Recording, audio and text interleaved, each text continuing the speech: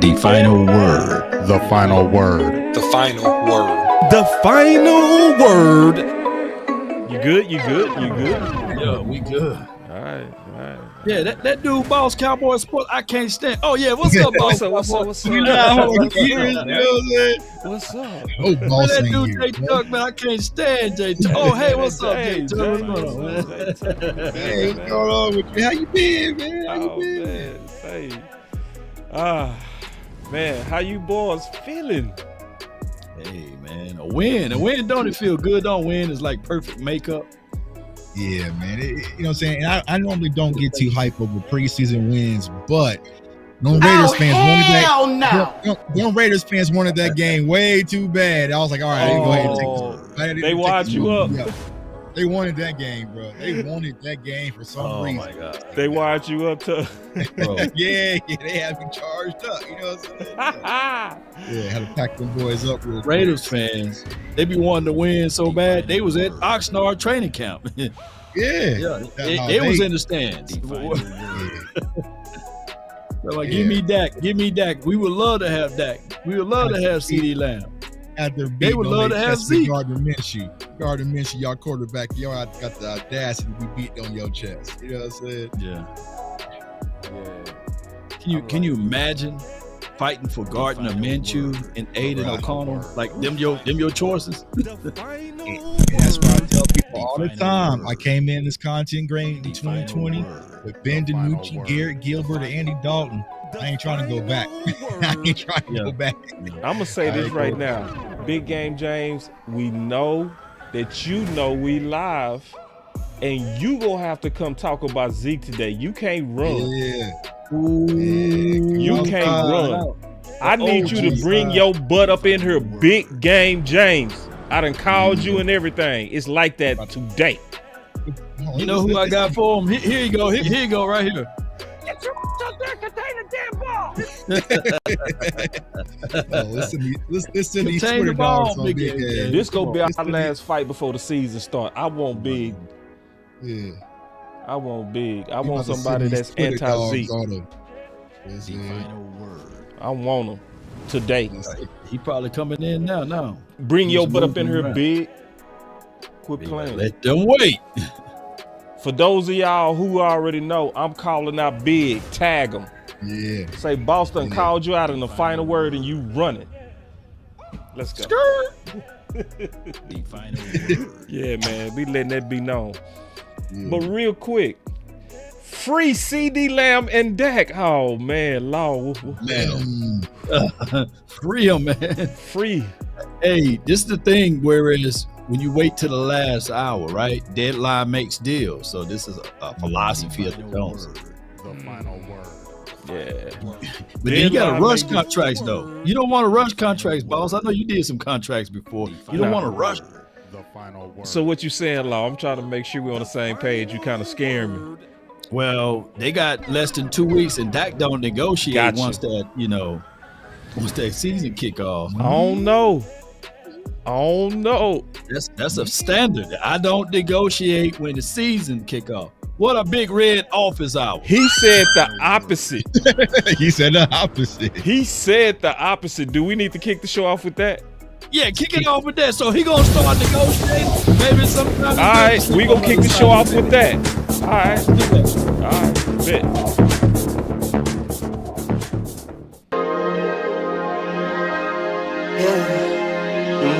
I just wanna run it up. Kinda check or something. I've been really in the field, let up, I've been really in the field, let her rush, I let her feel. Lately, I just wanna run it up. Don't need no deals, I make the deal. Have to take it to a meal. Lately, I just wanna run it up. Kinda check or something. Lately, I just wanna run it up. Count that too, count it up. Lately, I just wanna run it up. Need them ones, I need them fives. Need them tens, I need that change. To the safe, got blues inside. Greens and pinks, it's all the same. I still save and roll my change. Take some losses when I play, charge it to the game. I'm with L, yeah, I'm with T Black, I'm with Reverend now. I'm with Bay, yeah, I'm with J, yeah, switch your size, now it's about loyalty. You switch size off for the bag, and that's worth more to me. I mix Nike with designer, I experiment. You just rock what's on the shelf, and I'm not feeling it. Search for the one, but baby girl, it's nothing real as this. Can't trust a soul, I keep a hammer, call it too legit. I've been really in the field, love the rush, I love the feel. Lately, I just wanna run it up, man. Yo. Kick on that music. Yeah, let's go, man. That's All good. right. All right, man. So we said we was gonna kick it off with the word. So I got you, Law. Here we go. Mike Ducey, Fox 4.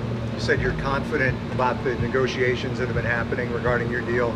Is it fair to say you're even more hopeful now than maybe you were a few weeks ago that something could get done fairly soon? I'm not too much of a hoping guy, any which way you put it.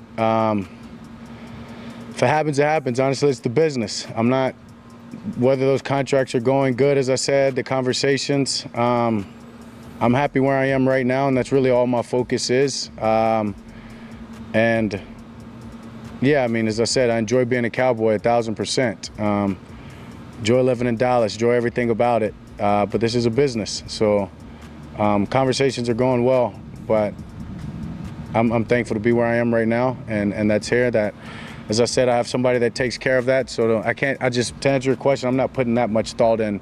Hoping it gets done now, hoping it gets done in a couple of weeks during the season or whenever it happens. Hoping it gets done now, hoping it gets done in a couple of weeks during the season or whenever it happens. Hoping it gets done now, hoping it gets done in a couple of weeks during the season or whenever it happens.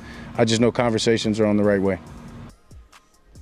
Oh, hell no. Hit that button, boss. So, I gotta hit it. Hold on, my butt tripping. Oh, hell no. Yeah, bro. So That sounds like slights of bitterness, though. You know, okay. it's kind of like you fed up a little bit, and you saying, "Hey, I don't hope anymore." And then he goes back to saying, "Hey, whether it get done now or during the season or for the near future." But then he expressed the fact that he would love to play for the Cowboys. Mm-hmm.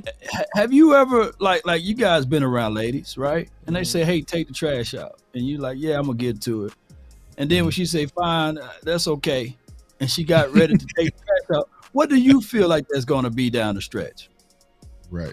Even though she's willing to take the trash out, she's willing to put the trash in the trash can and roll it out down the street there. What do you really think the outcome is going to be? So I think there's levels of frustration. I think that, if the deal get done, kudos and credence. But if it don't, I think that his mind is already made up.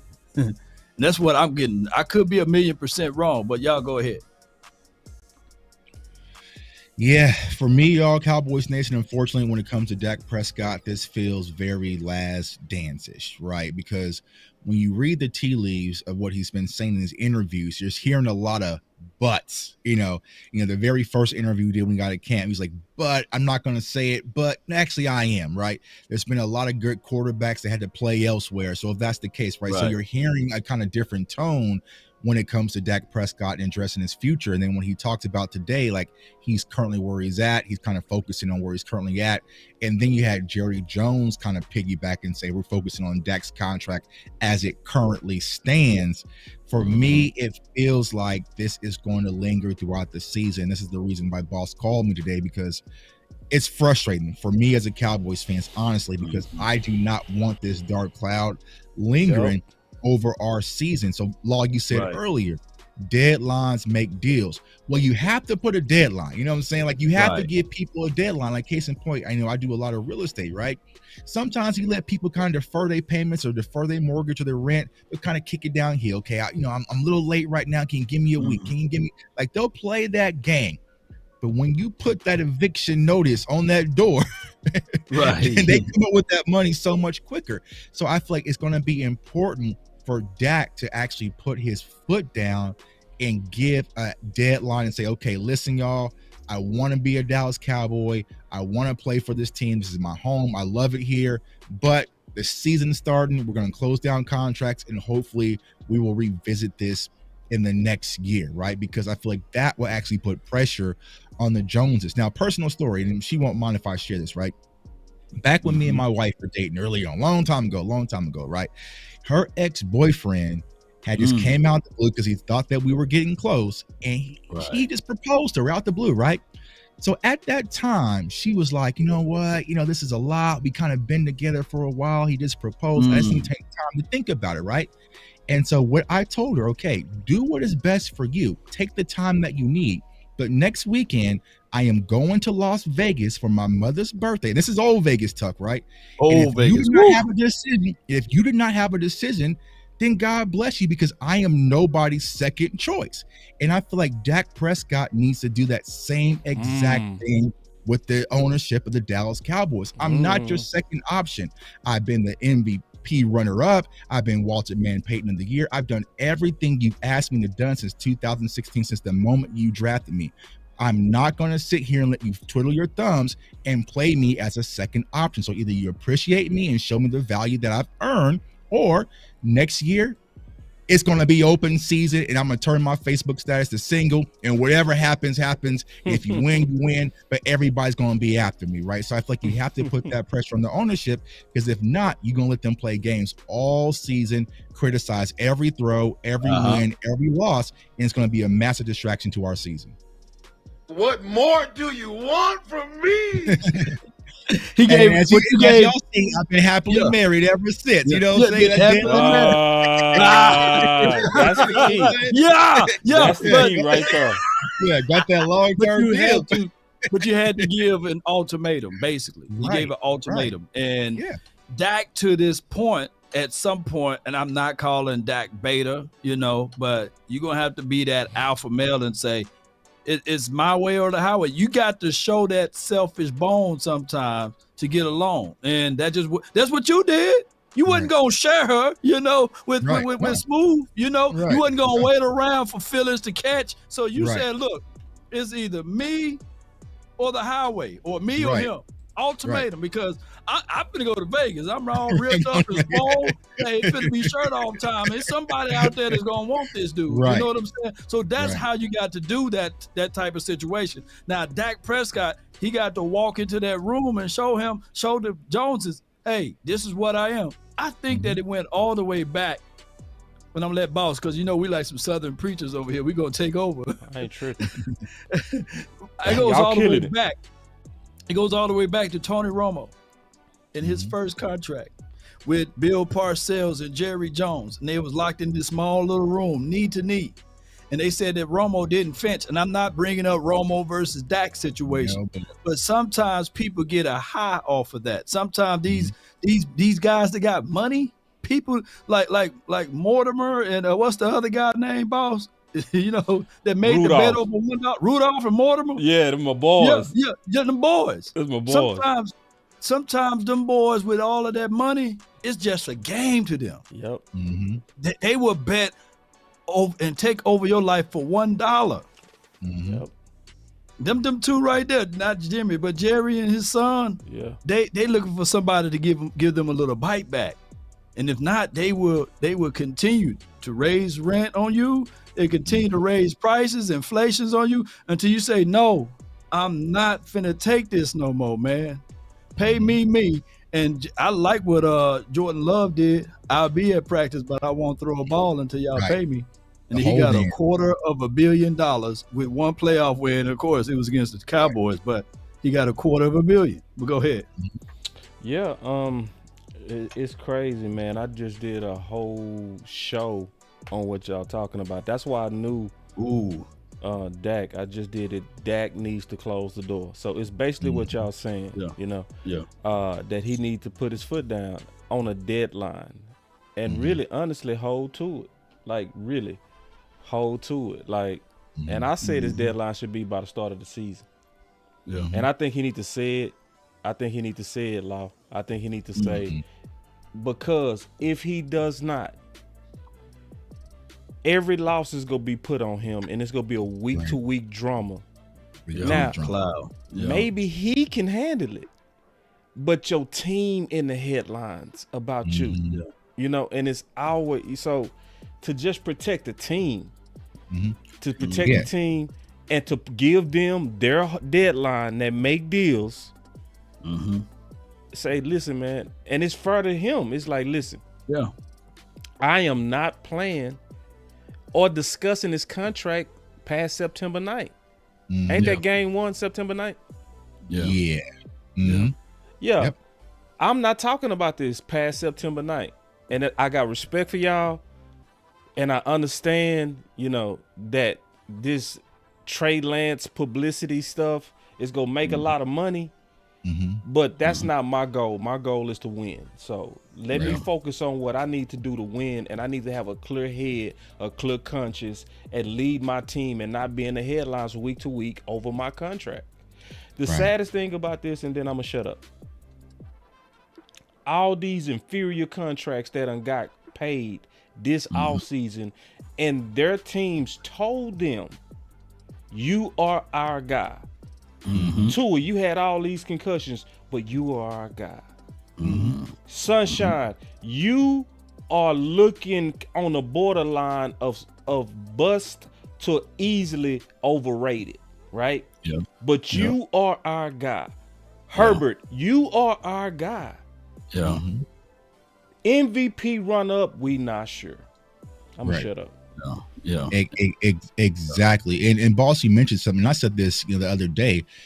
What Mike McCarthy needs to do is set the precedent in the locker room. We're not talking about this as a team moving forward. You're not going to talk about my contract moving forward. We're not going to talk about the future moving forward because, like you said, Boss, what's going to happen? It's going to catch somebody. It might be somebody not equipped, right? Hey, Cooper Beebe, it was a bad loss versus the Ravens. So what about your quarterback and Dak Prescott? Do you think that you know what I'm saying? So you're having to step to the podium and ask these questions, and you're not equipped. And now they're going to wait for us. One little, what Micah said this about Dak. Could there be trouble in there? Could there be that? You know the game that the media plays. So why not just nip in the butt? And CeeDee Lamb did a good job of this. Remember at the camp that he had for the kids. I'm not talking anything contract wise. Yeah, nothing. Don't ask me nothing. It's all about the kids. And guess what? When they got there up there, they didn't ask nothing about the contract. You know what I'm saying? Dak Prescott, bro. Listen, I love you. You're my dog. But we can't fight these battles alone. You're gonna have to help us out. So, spot us a little bit. Help me. Help me, bro. Like we out here fighting for my life, like R. Kelly. You know what I'm saying? Like it's just, but every time he just says the right thing and they use it. And I always said that Dak's biggest fault is being loyal to an organization that's not loyal to him. So since you're going to sit back and say, well, we'll talk about it through the season, whatever gets dealt.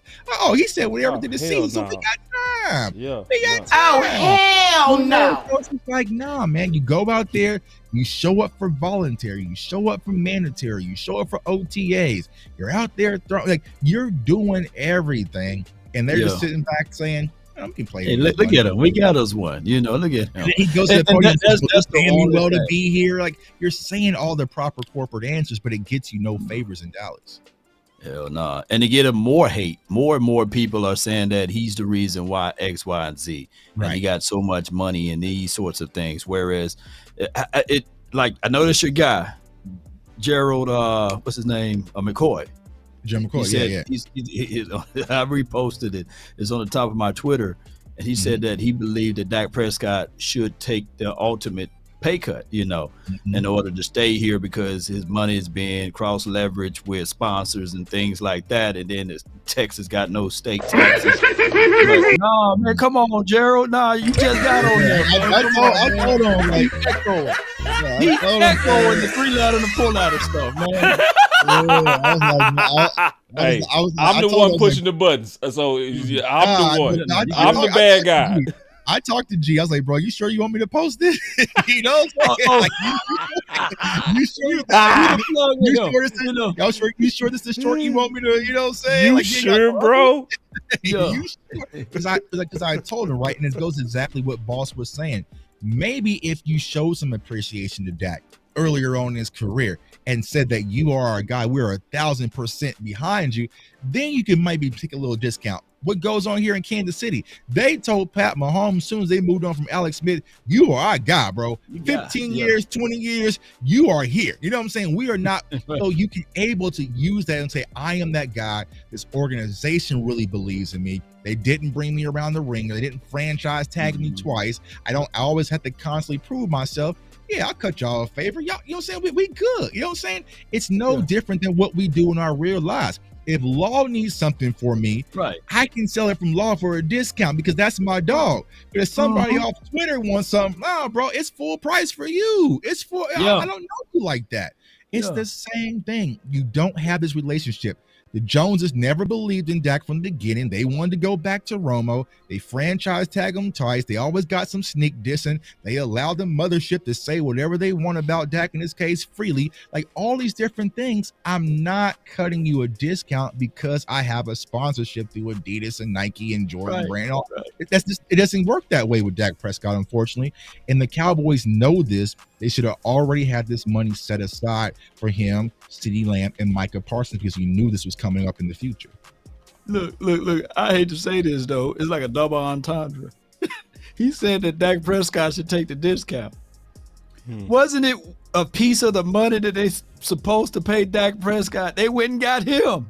Right. They went and got him. He was long in the tooth at the time. And I'm not beating him up or what have you. Yeah. But that's just what they do with the extra money. They get players. I'm not saying that Gerald McCoy is terrible or anything, but they go and get these bargain basement deals. And I'm not calling him bargain, but what I'm saying at the time, we was all happy and enthused about it. But look, that ship done already sailed. 3 years before that time frame, yes, that would have been a nice picking. So the Cowboys, when you're talking about principles and philosophy, they're going to still put the raisins in the potato salad because that's just what they do. But they do not believe in spending big dollars. They do not believe in paying a player early because they try to do this thing that Boss is going to pull up. I know for sure. The length of the years. They like to do the Mahomes thing, but they like to sneak you into it and say, okay, now they took advantage of Tyron Smith. They gave him an 8 to 10 year contract when he was 19, 20 years old. He don't know what he's getting into, you know. He couldn't even buy beer. And they had that man rights forever. So what I'm trying to tell you guys that the Joneses like to play this little slick game, and then they allowed the media and the people to beat you up. And I'm telling you guys before I let Boss go, that the $6.5 million that Amari Cooper took less to stay here, he would never get that money back. Never. Yeah, man. And see, Tuck, I need to pull up that tweet you was talking about with Tyron Smith. Yeah. When basically our players know better now. Yeah, they know better now. That's really what it's coming down to, is that the days of just kind of being brain dead and letting your agent handle it, those days are over. Yeah, now guys understand, especially with the increase of the cap. Right. Every percentage is a bigger payday for them now, and they paying attention. And so I'm just being honest, Dak was the first one to break this precedent. That's what happened. Everybody was 6, like start from Rome at the top. 6, 5, 8, 6, 6, and look at the names: Romo, Dez, T. Smith, Fredericks, Zach. These were our best, and they was put on 6, 5, 8, 6, 6, 5, 6, 5, 6, 5, 4. Dak ended up being 4. Who played the entirety of their contracts out of these things, bro? See. None of them. Where Gallup? You got Gallup on there? Because he's signed a 5. I don't. I did this 4 years ago. Damn. And see, that's what killed me. That mark's still relevant, God. I did this 4 years ago. It's still relevant today. my button was broke on that damn button. God, dog. And so then people listen to this and they be like, wow. It'd be like, bro, we all been talking about this in new media for at least 4 years. It's not even really about the money as much as it is the years, the contract years. And when you look at these two sides, they look at it very, very differently. The Cowboys historically, Ben, they love doing long-term deals. And the reason for that is when they do that, they have more control over the player on the back end of contracts. It goes to your question: who finished it? Who finished that? You see, Zach Moore was the first one to wake up out the Matrix. That's what happened. He skipped everybody in line. He woke up. He was like, "Wait a minute!" Right. When everything becomes team friendly, and you look at a player like Tyron Smith, that was an 8-year contract. Zach Martin, when they extended him, that was a 6-year contract. Trevon Diggs last year, that was a 5-year contract. They do these long deals, and eventually when the player continues playing well, the contract becomes very, very team friendly. And since there are so many years left, the player really has a hard time coming back to the table and asking for more money. Now, from CeeDee's side, he has this agent. His name is Tory Dandy. Tory Dandy is known around the NFL for doing shorter term deals. And some of his clients include DK Metcalf, 3-year extension. Deebo Samuel, 3-year extension. Hassan Reddick, who's in the news right now, when he was a free agent, 3-year deal with the Eagles. Denzel Ward, 4-year extension with the Browns. He never goes to 5, 6, 7, 8. Never, ever, ever. His goal is to do 3 or 4, which means the player, if he continues playing well, could go back to the team and ask for another extension. He did the same thing with A.J. Brown as well. Another one of his clients got traded from the Titans to the Eagles. Got a big deal with the Eagles this offseason, got another extension from the Eagles because it was time to pay him up again. That's the way the agent works. So both sides have two different viewpoints on this. One side wants shorter years, another one wants longer years, and that has been the holdup. But I do believe, Ben, this will eventually be figured out. The Cowboys obviously are a better team of CeeDee Lamb on the field. Yeah. And here's the thing, the one caveat to that. Now these players are coming out of college with NIL deals. They already know they value points. Yes. Coming out the game, bro. So they're not about to sign these long-term deals for 5 to 6 years. So the Cowboys being able to get over like they used to, them days are long gone. So they're going to have to figure out. So, and like you were saying, boss, what was the nugget they threw out there? 33 million. 33. They offering them the second highest deal. Tuck, he's just being greedy. Yeah. That's how they get him. That's how they get him. He turned down 33. He turned down 33. Yeah, they didn't say nothing else. 33 for 33 years. They say nothing else. He turned down 33 million. Who you think leaked that? Who you think? Exactly. Who leaked it? That little no-look pass. You know what I'm saying? Go ahead, put that out there. I gave an we analogy. got big in the building. I gave the get in on this. Yeah, they put. But I gave the analogy while you setting Big Game James up. Yeah. I gave the analogy right here, Jtuck and Boss, earlier today. It's like the lawyer telling you, "Hey, don't take the plea deal. I can get you off, right?" But the plea deal is 2 years, and say, "Hey, man, I can just serve the 2 years and get up out of there, right?" Right. And you're not listening to your lawyer. You take the plea deal for 2 years. You get locked up inside. Something else happened. Now it's another 5 years. Now something else happened. It's 10 years. You should have listened to your lawyer. And that's what Tory Dandy is trying to tell CeeDee Lamb. I get it. $33 million. It may be the most money you ever seen in your life. But don't sign this deal. Right. Don't sign this deal because I want to get you back in front of the table like I did AJ 2 years from now. 3 years from now, and all of the fan base is going to hear CeeDee done turned down $33 million. He must be selfish. So somebody see that Jtuck, he didn't take the plea. Right. He could have just took the plea deal. 1 year, 2 years. But what I'm trying to tell you, the lawyer is trying to help you out. And see, that's what I'm trying to tell people. You got to listen to your agent. This is what they do. And like you said with the NIL agreement, they smarter now. These kids gonna be crazy. They smarter now. They know they value, man. So we can move on from Dak and get Shador. Shador ain't signing no 8-year deal. He ain't doing no. I said it with Mahomes signed it. I said it was the dumbest deal ever. Yeah. Mahomes deal is worse than T. Smith deal. Right. Yeah. Right. And here, before Big Game James go one more time. You know, Mahomes come from money too, though. it's not like he was living out of the trailer like Dak Prescott and them. I'm just saying, I'm not trying to use money as a leverage, but at the same time, you can take a little risk when you come from money and you've been managed with money and you grew up in that lifestyle. And I'm not saying that Mahomes ain't worth or he shouldn't have signed that. But what I'm saying is that, shoot, when somebody come to you early and break that deal off, it's easier versus somebody selling you ain't lying, name, etc. But that's just what it is. And what has changed? And what has changed now that all of us can relate to? Dak Prescott, y'all, is now a father, and everybody will tell you when you are a father, the one thing you will not do is take food out of my children's mouth. You know what I'm saying? Like that. You know what I'm saying? Like it's different, right? When you stealing from me back when I didn't have kids, okay, cool. You laid on my little bonus, okay, whatever. I'm mad. But when you messing up, my kids got school clothes, and you know what I'm saying? Nah, bro, it's different, right? So that's what people got to understand. Things are different when it comes to Dak Prescott, and he got a baddie in his ear, probably saying, "No, we don't need them." You know what I'm saying? So he's probably like, he's sitting up at night like, "I'm good." So she's saying, hopefully, Dak, shut up with that. I don't play for money. You got a daughter. Shut that up. Shut up. And just for cover, Dak do got generational money now, but I'm talking about on that first deal. It wasn't the same. It wasn't the same as like Mahomes and stuff coming from that neck of the woods. But go ahead, big game, James. Look at him. There he is. And you finna get a whooping today on that Zeke.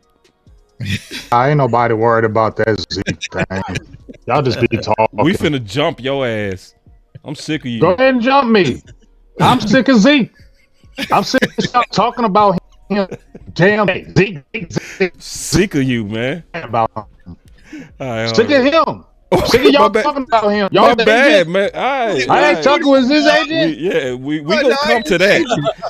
I'm just letting you know I ain't sneaking you. The fight is coming. This ain't gonna be no That's sneak. Fine. I'm coming right to your face and I'm swinging at you, That's fine. boy. Right. That's fine. That's fine. He ain't gonna do it. All right, I'm just letting you know the fight is coming, homeboy. What do y'all, dog? What do you do to y'all? I mean, Zeke didn't do nothing to me, but I'm tired of y'all. Just before we fight about him. Zeke, because this fight is coming for sure, bro. I'm sick of all of the Zeke hate. And see, what I'm gonna do with you, Big, I'm gonna use your face for everybody that I want to punch. That's what I'm gonna do today, bro. That's what I swear to God. That's fine. That's fine. All right, here That's we go. fine. Now we gonna be nice first. Okay. So John Machota, he said, now Cowboys DT Jordan Phillips said he's familiar with Mike Zimmer's defensive scheme because he has worked with some other coaches from Zimmer's coaching tree. It's just like riding a bike. On why the Cowboys are a good scheme fit, the 3-tech DT comes off the ball and they get to make a lot of plays, and that's what I like to do. Big, what's your thoughts on that? We're going to start with you on that, homie. I mean, he's not the same he was when we wanted him 4 years ago. Yeah. So that's a little bit a pause for me. Yeah. Because he's not that same player when he got 9.5 sacks when we wanted him, right? If you look at his production since then, it's been minimal. Yeah. It's fell off big time, right? Yeah. You ain't seen that major production pass rusher that when we wanted him. When we wanted him. Yeah, because we wanted him 4 years ago. When he was young and it was going to come. And he was riding a hot wave. He just came off of whooping Dallas, talking trash, 9.5 sacks. He had the most tackles he had in the whole season. That was the time to get him, and he was affordable. He was affordable enough for you to get him. He was affordable.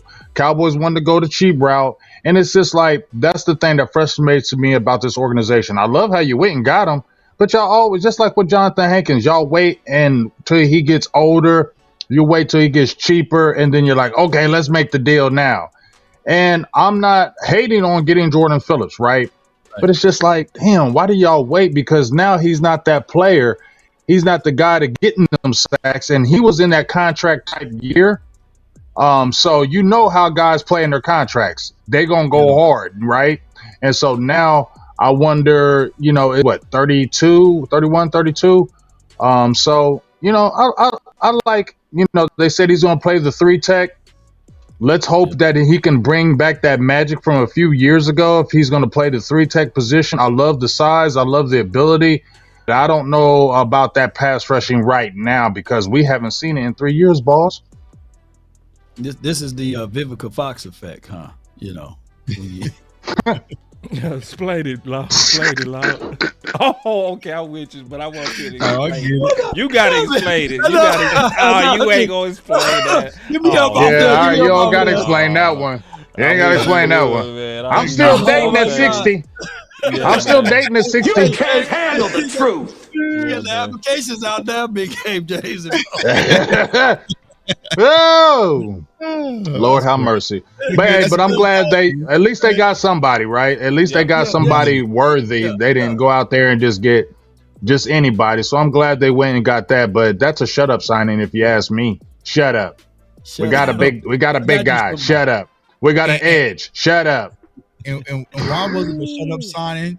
Is because Huggins went out there and pushed over a little intern, and then Tony, the end that they brought in from Commanders, he already got cut. You know what I'm saying? So it's like, all right, it's just one of those things. Like Big Game was saying, it's just like it's Jags, right? And I call him like just the guy. Like now, does Jordan Phillips have some upside potential, possibly? But it's nothing that you have to be afraid about. You know what I'm saying? Like you nothing to scheme around. It's just because we are just desperate for defensive tackle. It's a name, an older guy, but it's like, I don't understand why the Cowboys never just go out there and just fix it. You know what I'm saying? Like they put some Band-Aids on it, they put some tape on the tires and continue to drive on. Versus going out there and fixing it. And so it's like, am I happy that we got him? Yeah, because we had a massive hole, but I still we feel to have a hole in defensive tackle. Like I feel like Derrick Henry's not going to change his approach because we got Jordan Phillips out there. They still going to run right down that A gap and kind of test to see what we really about. So, you know, it just kind of goes to their philosophy that we've been talking about. It's just like they're cheap. You know, they don't pay their players. They drag things out. It's just the Cowboys' way, unfortunately, y'all. And I just don't think it's ever going to change. You kind of go back to Brandon Cooks, right? Granted, Brandon Cooks was a good value add last year, but we needed him the season before when we was out there bleeding out with Noah Brown. Think about how that would have changed the course of our season, but they didn't want to pay at that time because the draft capital would have probably been a little bit higher with the Houston Texans. So they wanted to wait. Well, yes, we added on Brandon Cooks, but when we really needed him, what do? We can't afford it. So we're bringing in T.Y. Hilton, or how about Tuck goes to the Mavericks game and chant OBJ, and we can see if we can pull this off. It's just the way that they go about things, man. It's a day late and a dollar short. Yeah, a day late and a dollar short. But he solidified his promise, though. He said he was going to trade for a big boy, and he went and got a big boy. I think that for sure. Don't hit me with the wee woo button. Don't hit me with the little. You telling it? Yeah, hit it.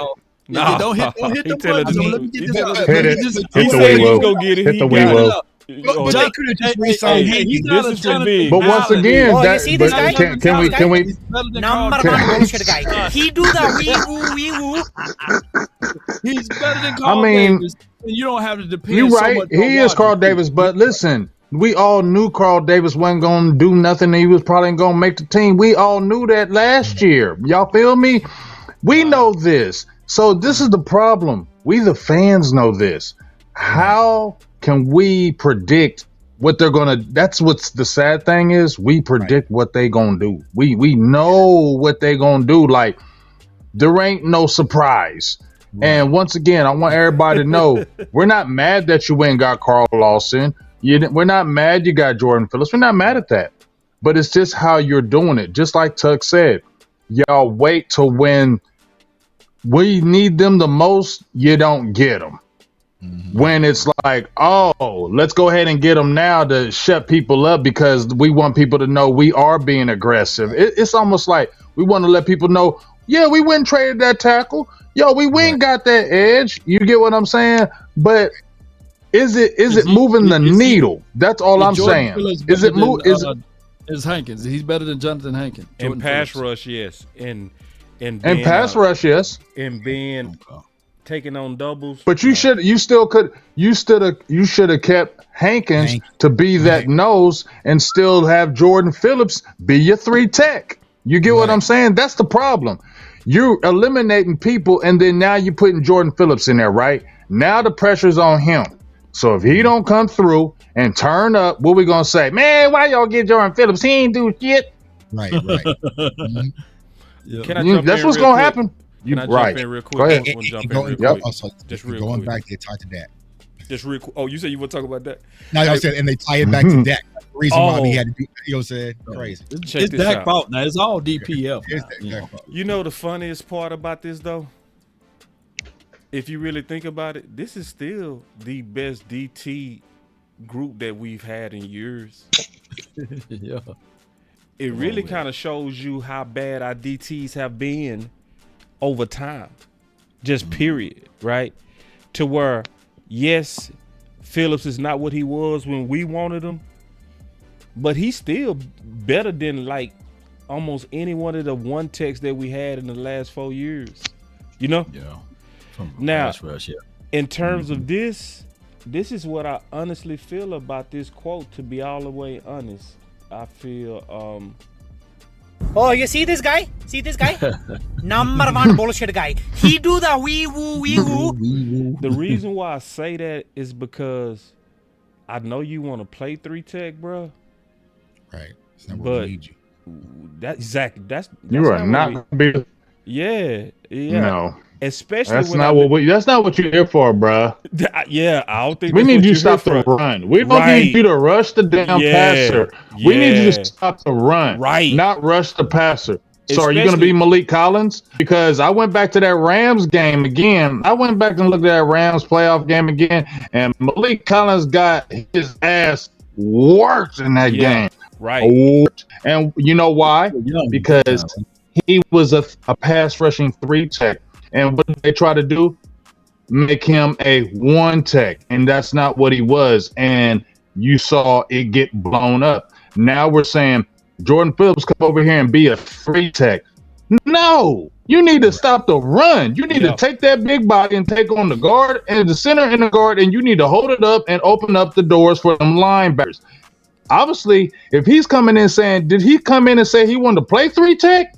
Did he come in and say, I want to play 3 tech? Because why are they all of a sudden having him play 3 tech and he ain't got no damn sacks since 2019? And you know what the craziest thing is? He had 2.5 sacks last year, and we putting him at 3 tech permanently? That just don't make sense to me. Yeah, that's why I called it. You know the crazy thing though, big game James? Malik Collins had Jonathan Allen type of production last year though. Ain't no damn Jonathan Allen. He had Jonathan Allen's production. That's all I'm saying. He had 7 sacks, 49 pressures last. I'm talking about Malik Collins, but see, what you're right. But Buns is a pass rushing defensive tackle. When Dallas picked him up, they tried to make him a run stuffing. That's not what he was, and that's the problem. They try to make him that, and that's why the defense was compromised, because he didn't want to play that. He wanted to rush the passer. That's what he wanted to do. They try to make him as, no, you're going to stop that. You're going to take that center, you're going to take that guard, and you're going to hold it. And that's not what he wanted to do. That's Big, why I think he good enough, though. I think he good enough. Who? Phillips? He good enough. I ain't mad at Jordan Phillips being here. Okay. But is he taking us over the hump? I don't know about that. Right. Check this out, and then we gonna move off of DT. Okay. You know, okay. Mazi's done a good job in there. We got to find some more noses. Obviously, he's done a good job in there. We got to find some more noses. Obviously, done a good job in there. We got to find some more noses. Obviously, see how these young guys do. So we'll just kind of go from there. Do y'all trust Mazi? I don't. I'm sorry. I don't. I do. I don't. But not for a whole game. No. Oh, well, it depends on what you say trust. I don't trust. Yeah, it depends on what you say trust. Let me ask y'all this. Let's go around on that one at a time on that. So, Jtuck. Well, I was going to ask the question. Do y'all think that Mazi surpasses Trysten Hill type production? Absolutely. Yeah. Absolutely. It depends on what you say. In terms of doing your what kind of production we're talking about. But at least Trysten Hill, right? He went out there, he played hard, he always ran, you know what I'm saying? But it's like, I just don't feel like Mazi is going to give people what they are wanting. You know what I'm saying? And like, and it kind of goes back to his draft. You know what I'm saying? Like, I feel like he's just going to be a guy, but you're never going. Just a guy. Yeah, I feel like a guy. You know what I'm saying? Like, I just don't feel like we're gonna sit out there and say, "Oh, Mazi just completely dominated this game." Oh yeah, we're not. No, we ain't gonna see that. Tuck, you we know not it. gonna see that. Yeah, You know it, Tuck. Yes, I don't know what the I think what we gonna expectations are see from Mazi. is somebody that take on them doubles well, and I think you can get about 2 to 3 series out of him, and he got to go get his rest. 25. We'll see if he can take on them doubles well. We'll see. Well, I still need to see I like because them on the Rams, bro. But when he goes gets like that rest balls, it falls off a cliff. Like, Would you say? Yeah, would you say that again, Tuck? Hold on, I didn't hear you. What? 20 to 25. It's gonna fall off a cliff when he goes and gets that rest. Like, who's gonna be the extra nose if Jordan Phillips is playing the 3? We know Osa. Who? Bam, he was a first round draft pick. That's why I played that clip, man. Because the people not paying attention, that Zimmer said we obviously need noses, plural. So Phillips is not enough. So he don't feel because he don't feel confident in him. He don't feel. Let me play it one more time. Play it one more time. He don't feel confident, Mazi. You know, Mazi's done a good job in there. We got to find some more noses, obviously. Some more noses. And do you hear what he said though? See, the thing about Zimmer, he knows how sensitive and tender Mazi is. I'm sorry, he's sensitive and tender to me, and he don't want to. Yeah, that's just my perspective. I'm sorry, I'm not disrespecting. No, you just an OG, bro. You just my bro. I like how you speak your mind, bro. Go ahead. My bad. I mean, cut you off. I just feel like he's still not mentally there, in my opinion. I just listen to how he talks, and I just feel like you're just playing this game because you got to. That's just what I get from him, in my opinion. You're just playing this game because you got to. That's why. You're here because you're big, you're strong, and you're in the NFL, so this is my job. But I don't see no passion with it. I don't see nothing with it. I don't see nothing with that with Mazi. I just feel like mentally, I don't know if he's still there. And that's what I'm worried about. I mean, he's a first round draft pick. And asking him to take on double teams as a first round draft pick, you got to give me more than that, dog. You got to give me a little more than just holding double teams as a first round damn draft pick, a defensive tackle. Right. I just take it, bro. I'm sorry. Man, and he ain't gonna be great at that. I'll tell you. Watch this year. He won't be great at it. And big. Let's be honest. We knew in that class everything around that pick was not a real first rounder, and we know that. Bergeron as well. We all had second, bottom, first at best grades on Mazi. For real. All of us did. So he's a first rounder, but he not like a Dexter Lawrence bottom of the first rounder type. You feel me? That's a real bottom of the first rounder. You know, like yeah, Mazi. No. So is Mazi a dog to you? Man, here's the thing. Can he get it? Maybe, but I didn't see dog at Michigan. You know what I'm saying? I didn't see dog at Michigan either. You know what I'm saying? So I personally didn't see the attraction. I felt like what you're saying, Big. When I did my scouting report on Mazi, it was just a guy who was just big and strong and can kind of just bully his way college football. But the game changed. When I did have Gerald McCoy on my show, he talked about the technique, the sloppiness. You know, he was out of shape. He was gassed. Like, there's a lot of things that goes into being an NFL defensive tackle, especially a nose, besides just being big. You know what I'm saying? Because you're going against centers who are typically the hardest brain trust of the offensive line anyway. So it's like, it's going to require more than that. And I don't want to call Mazi sensitive, right? But what I will say is what I'm getting frustrated with, there's a lot of tiptoeing around when it comes to Mazi. You know what I'm saying? Like, from the media. Yes. Like, they coddle him. It's just like, you know, good rap, my, you know what I'm saying? Like, nah, bro, like, you might have to light a fire, but I'm not sure if they're going to let Zim actually light that fire. But, you know, I don't know. Maybe something will click. Maybe something will click for Mazi. But for me, I feel like I have more, I don't know, hopes for some other players in this year's draft class than I do for Mazi Smith. You know what I'm saying? Like, I would expect more upside from a Schoonmaker than I expect from Mazi Smith. I'm not expecting much from Mazi, to be honest with y'all. Like, it's just small. It was a bad pick. It was a bad pick. Yeah. I mean, yeah. That's it. I'm saying it just from me. Y'all don't gotta agree with me. I'm saying from me, it was a bad pick. it was a massive reach for me personally. It was just like we need. And here's the crazy part: Mike McCarthy wasn't for the pick. He wanted Matthew Bergeron, and Dan Quinn wasn't for the pick. They said, Dan, we know this is not what you typically like. So it was Steven and Will McClay that made the pick, and he doesn't fit what anyone likes to do. So now it's like, all right, well, Zim, you fix it. And Zim was like, and Michael Parsons. Right. We need Mike more Parsons. noses. Yeah. You and Mike can fix it. And Zim is like, man, I need more noses. Yeah, I need more noses. This ain't gonna. My grandpa seemed to say, I like him, but we need more noses. He's a big body, and I'm gonna keep him, but I need dogs. Right. That's what he said. He didn't say I need noses. I need dogs. That's what he really said.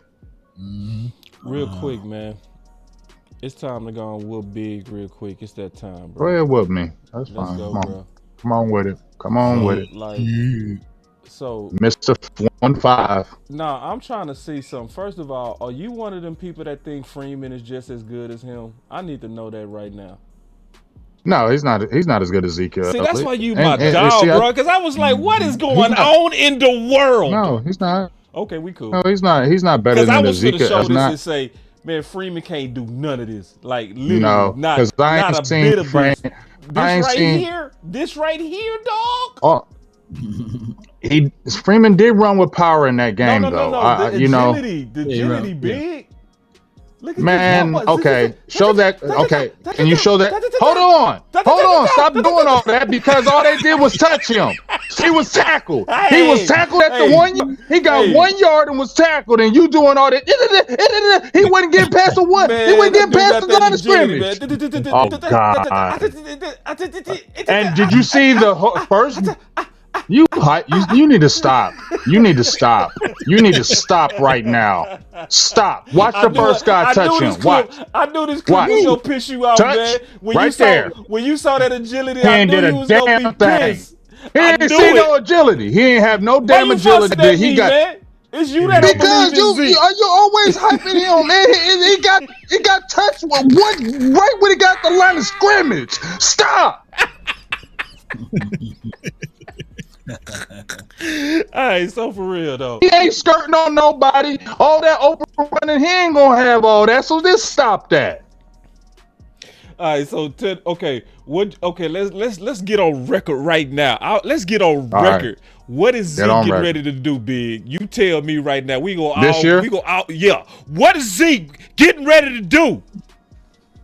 Does he go over 600? 600. 650 maybe. 600. 650 maybe. Because I hear people talking about 1,000. He could, but that ain't impressive in 17 games. That's like 60 yards a game. That ain't impressive. He gonna get them touchdowns though, and he runs hard. You're gonna get blocking. People talk about the leadership. I will say that they're happy that he's back in the building with the leadership. I think the biggest thing with Zeke that I'm gonna give him props for. He's tough.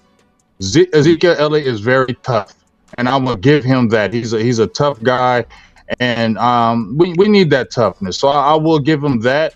But that these highlights like that, bro, getting through that line and bursting through and breaking runs and getting 20-yard gains, bro. Look at the years. Is that deceptive? Is that make believe? He ain't skirted out in 20-yard gains in what? How many years? How many? I mean, he's a short yardage back now. Yeah. That's all he is. He's a short yardage guy. Oh no, you going too far. You going way too far. He more than that. All right, we'll see. See, y'all need to stop all his insults like he just a 1 yard back. That's no. I didn't say he was a 1 yard back, but he's a short yardage back though. No, he get you 3-4 yard maybe. No. Okay, we'll see. I bet you don't. With this new offensive line, let's do some money on that. What he go average some money per carry? What we betting? 3.8. Getting over 4 yards a carry. He getting 3.8. What we betting, boss? Okay. No, I ain't betting that 4, but let's bet on the yardage. The yardage? Over 6? Yeah, let's bet on I'm taking the over. So my bet is 707 touchdowns. 6, yeah, over 6, bet 50, and then we can do another 50 on. All right, I'll do the 50 on that. On he go average over 4. Over 4 yards? I'll take the 50 on that too. All right, let's go. Easy. I ain't scared. That's easy money. I'm finna get that. We'll see. Man, you don't see that push we getting up front with Zeke? Man, I'm finna get that money. Okay. Yeah, okay, but he wouldn't. All right, so I'm glad you're on record. Okay, Law. I ain't running either. No, I know you don't run. I know you don't run, bro. I already know. I would love for them to use as a goal line back, short area back, short yardage back. I think that he still can catch out of the backfield. He got some capability to catch the wheel route. I think that the Cowboys going to go with Zeke, Rico, Royce, Freeman, and as a trio of backs and slide Deuce Vaughn here and there. But as far as Zeke, what he gonna do for this season, I don't know, man. We didn't get a chance to see him that much out there in Oxnard. They kind of shield him off. They bubble wrapped him. They bubble wrapped him. Why? So why they bubble wrap him though? They low manage. Stop. Why they bubble wrap him? Disrespectful, bro. Why you 2 years How that he am I was being here, disrespectful? You acting like that man ain't earned we, he ain't earned the right to be bubble wrapped. He ain't no legitimate vet. What we doing, big? Right. Zeke looked pretty good when he was I here. still. In 2021, he was looking pretty good into that Carolina Panthers game when he hurt his knee. It was And Carolina. He played PCL. Yeah. He played at PCL. And he go all the way back. And then Boss and Big, he didn't look too crazy out there at the Patriots land. That's all I'm saying. He looked good. So they're gonna minimize that. And then just He looked okay. He didn't look good. He looked okay. Good. He looked okay. Good. Who else was on that offense though for the Patriots? That's the only thing. Right. Exactly. The other dude ran more yards than him. He had more touches. Yeah. Not that many more. Go look it up. And hey, this is Pull a lose battle for me because I wanted Trey Benson. I wanted a running back out of this draft. Remember, I wanted Trey Benson. I wanted Jalen. All right. Right, and I wanted that cat from that went to Green Bay. What's his name? Marshawn Lloyd. We could have got him. Yeah, he got knee issues now. He's gonna turn up in Green Bay. And so that is the conversation I was trying to have. Now, big game ain't as bad as what was going on Twitter because a lot of people, what I was fighting about big game was people were saying we can get rid of Zeke because Royce Freeman can do everything that Zeke can do besides touch 600 yards. I ain't gonna go. So that's what the weakness I was fighting about. You know what I'm saying? That I got tagged in. You know what I'm saying? So that's why I was fighting for Zeke. I ain't on that route. That's what I was saying. But here's what I was saying. If you go back to our draft content, every one of us was screaming for running backs, man. We broke down running backs because all of them, like 40 damn prospects, they didn't draft any of them. They went and got Ezekiel Elliott. So what I've been trying to say, the way their running back room currently stands, he is our RB1 clearly. Like it just is what it is. Like, don't be mad at me. Now I'm watching the Jets. I'm trying to possibly get an Israel Benaconda or something, but as of right now, Zeke is RB1. But he brings a lot of things. Tuck, are you happy about him being RB1? No, I would. Now, if we were sitting here saying Zeke should be starting over Braylon Allen, I'd have been like, hell no, y'all crazy. But we don't have no other options. And I just know my franchise, they're not going to go get a guy that I can deliberately say that's better than Zeke. Even if you brought in Dalvin Cook, okay, 1A versus 1, it's still the same scenario, right? So we just don't have anybody. And I know a lot of people get caught up in the glitz and glamour of Rico, but everyone talking about Rico Dowdle is our RB1. He's a true RB1. We were all sitting back all offseason screaming we needed a running back because we didn't believe in Rico because we know he can't carry and stay healthy throughout 17 games, whether it's a hip or an ankle. So it's like, I don't get this, right? So at the end of the day, I know it's the old reliable, but a lot of Cowboys fans miss the key word. Reliable. I know what I'm going to get in Zeke. I know that when he played in Dallas, he had a 66% third down conversion rate. I know that he's going to be able to get into the end zone and we're not going to have a situation like Tony Pollard did versus the Dolphins. I know that we're going to be able to have pass pro where he's not going to have slipping up in pass protection. Granted that we're going to have 2 rookie offensive linemen starting day 1.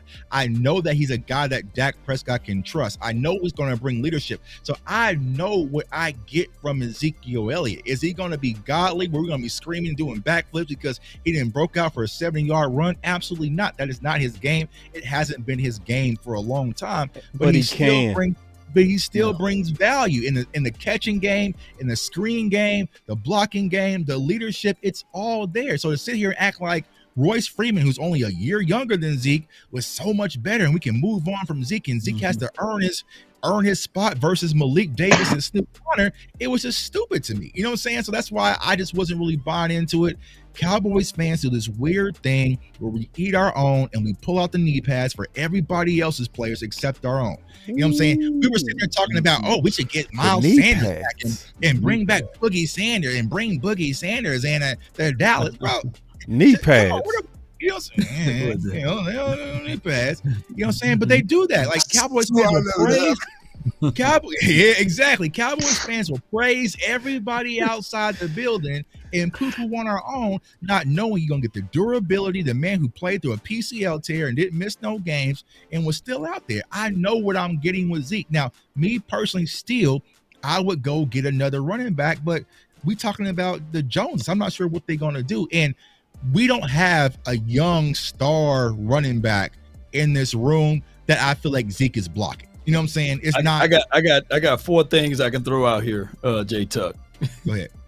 And this is all hopeism, you know. These 4 things. We hope that Marshawn Nealon plays so well that you be like, man, damn, a running back. We hope that Cooper Beebe plays so well. We like, yeah, that was justifiable, right? Right. That damn a running back. We hope that Leofow, who's not even starting right now, but we hope he plays so well that we say, but damn with that running back. And we hope number 4 would be, you know, that Deuce Vaughn, tiny Deuce Vaughn. He gave us a little shadow of a glimpse this last game.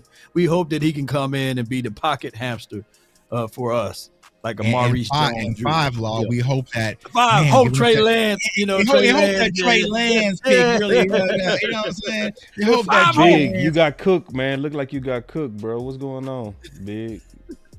Man. You got cooked, bro. Like, I What don't know my if game it's cooked true or not. about? Did you see how many games Stevenson missed? Did you see how many games Stevenson missed? Put that up. No, put that up. I just said it looked like it. I wasn't that sure, up. bro. I just said it looked like it. Yeah, I ain't get cooked on nothing. Put how many games he missed. What he did is he referenced you, bro. So I was saying it looked like he cooking you, bro. That's all I'm saying. He's not cooking nothing. He's not cooking nothing. He ain't cooked me. Look how many games he missed. How many games did Stevenson miss? This is what I want to ask Big. Is it favoritism that Zeke is RB1? It is. Yeah, it's favoritism. RB1? It's heavy favoritism when he came back. It's heavy favoritism. I mean, when they talked about, first of all, it was the worst kept secret that he was coming back. Worst kept secret in the damn world that he was coming back. Then, as soon as we hear Ezekiel Elliott signing back with Dallas, woohoo! Oh, let's not draft a running back now. Let's not get an explosive back. Let's not get a guy because we got Ezekiel Elliott back in the fold. Boo! Yeah. 15 They jerseys. gave up on the draft and running backs because Ezekiel Elliott? Let me ask you a question. Are we serious? That's why you should be mad. Well, my thing is, Answer that. Big, let me ask you a question. Would you want Zach I'll answer that first. No, for real. I want you to answer mine first. I am answering it. Man. I'm answering it with this question. Would you want Zach Charbonnet or Zeke? Zach Charbonnet's nice. I'll show take that young back right now. Tuck, should I show him? Show me what? That Zeke did better than Charbonnet last year, bro. How many carries did Charbonnet get? About to say. Yeah. Okay. I asked you that question because I actually set you up. Because I know Tuck. You can set me up. You can set me up all you want. I just clearly told you. It just shows that you in that this you want draft, the new toy, bro. it didn't show want the new toy. You're right. Bro. I do want a new toy. I'm tired of this old ass toy. At least you admitted we done it. played You with admitted it. We dog. done played with it. You're right. What? You just What tired. Man. This is Zeke Bro, fatigue. That's all it is. Whatever, because the dude. production Dog. was with Zeke He ain't over a moving young nothing. Charbonnet. Whatever. I don't care. Hold on. I'm over it. Just stop talking about him. How can you be on Zeke fatigue, but then last year we argued for Dalvin Cook? What does Dalvin Cook give more than Zeke? He's explosive. He's injured. He can get out. We got us a No. fight. Has Zeke been injured the last couple years? How many games has Zeke missed the last 2 years? Uh-oh. None, He bro. missed a couple games. What He didn't games miss no missed? games. I don't think he missed Right. no games. He didn't miss none in Dallas. And when he was in Dallas and he didn't miss no games, what did he do for us? He had to play through the injury because we had Lord. Cooper Rush out there throwing the ball, and we had to run the ball to keep us alive. So he sacrificed that on the PCL. How was Zeke leading up to that injury, bro? He was perfectly fine. So it's like, how are we going to compare what? That's Zeke fine. did? Hey, you know what? We'll talk. We'll have. You know what? The one thing I love about this show is going to be all year. We'll be able to come back to this, and when he ain't doing jack shit, I'm gonna come back and talk to y'all. That's fine. When he's in that end zone, everyone's Zeke. Oh man, we would have And lost. 808, stop talking to Zeke. 808, I just want to tell you, you're the biggest Zeke lover in this whole entire world. And who's the It's craziest crazy. part? I am. Oh my God. I have a cut. Not you, Tuck. Not you, Tuck. My dog 808. He's the super big Zeke lover. Zeke can't do no wrong. Come on. Hey, we gonna get back to football. I just want to take. I want to Get take back a to break. football. I don't want to listen about no Zeke no more. All right, we done with Zeke. This is my new drop. What Big Game James is saying. Yes, exactly. That's what I feel about it. And guess what? Oh, hating on young dudes. Oh, please. All right, here we go. Listen, okay, we done with Zeke.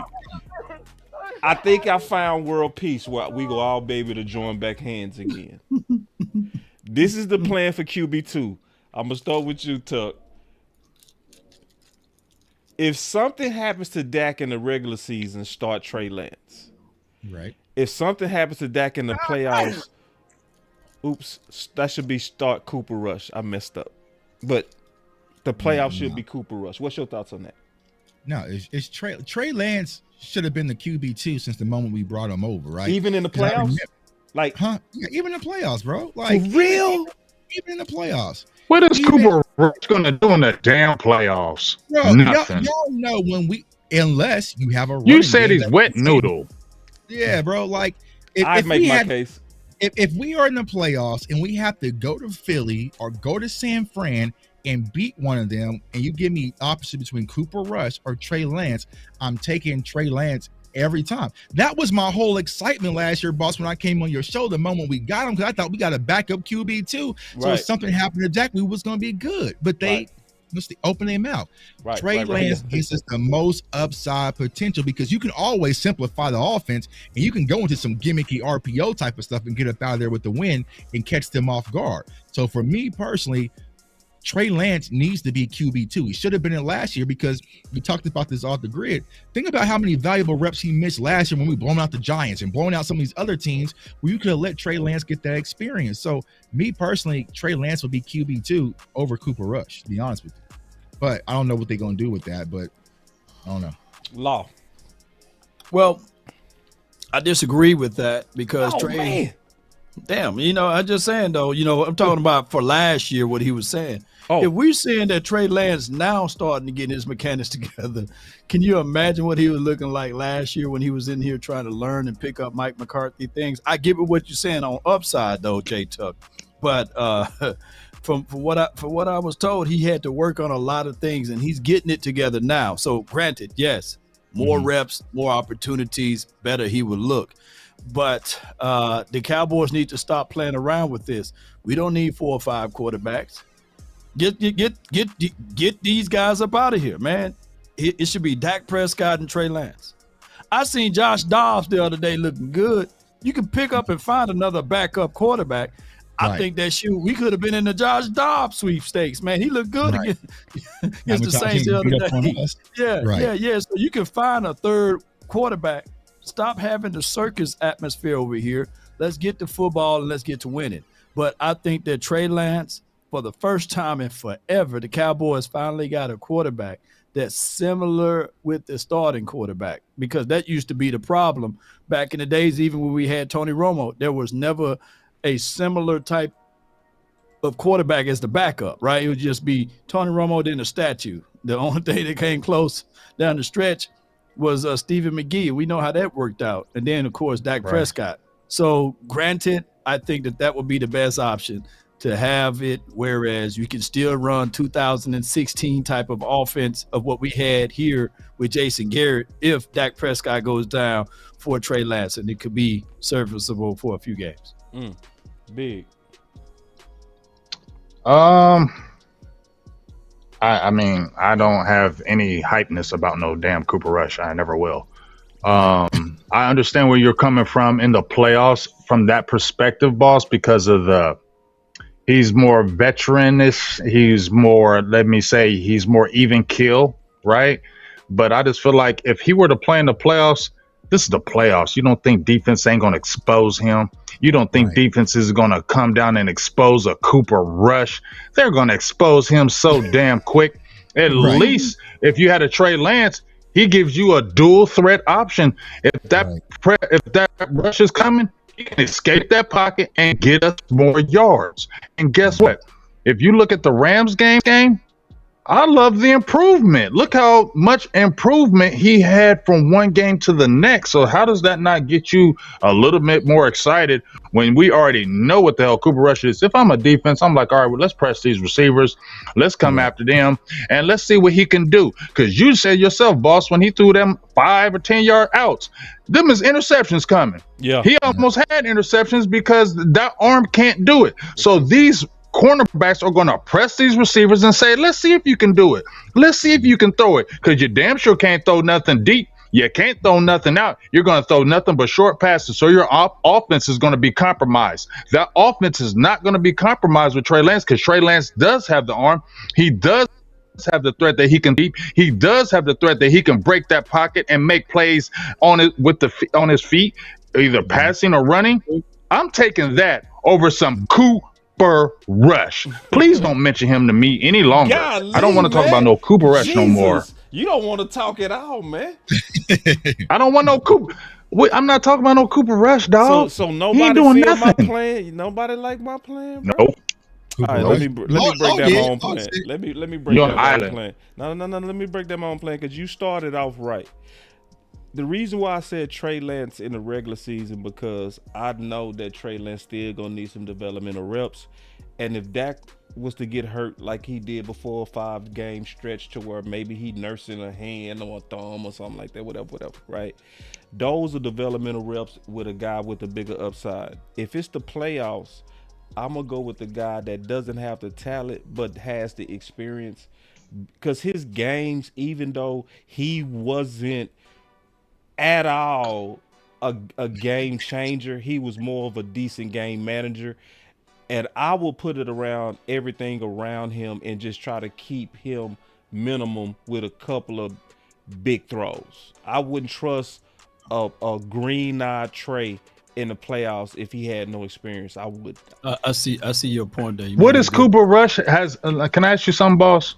Yeah. Has Cooper Rush played in the playoffs? No, he hasn't. But the game. So what? No, what let's talk makes about you? The game. The Rams was a big game, bruh. And our defense turned up that game. They did, right? But it was and still our a big defense game. turned up, right? No, but our defense. That was the Super Bowl. Dog. Both of them was in the Super Bowl, bro. Like that's and big. our defense.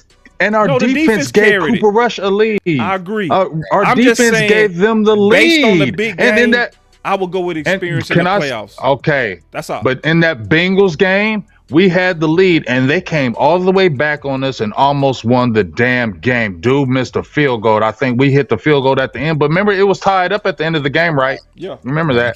So it wasn't like we blew out the Bengals. They came right back, roaring back against us, and guess what? Cooper Rush wasn't moving that ball, and that's how they came back. So I don't care. Cooper Rush ain't seen no playoffs. Cooper Rush don't know nothing about the playoffs. We got to Philly, got dark outside. They came out with Meek Mill versus. We played Wait. and it was shut down. That was Kellen Moore's fault. That was not Cooper Rush's fault. That was Cooper. That was Kellen Moore. My God! Kellen Moore Stop threw the ball giving him 41 excuses. times. Hey, y'all want to know who's the only offensive weapon that showed up that game? It was Zeke. Zeke ain't ready to play. All right, let's talk about this real quick. Let's talk about this, because Tuck, me and you had this discussion today. because a lot of people are of the misconception that Trey Lance come kind of way played better preseason 2 than he did preseason 1. I actually beg to differ. Tuck said it today, and it was perfect. I'm gonna steal Tuck thoughts. I'm gonna give him credit, but I'm gonna steal it. This is what he said. That's true. It really wasn't no better. It was honestly just smarter, complimentary play calling. Can you explain that, Tuck?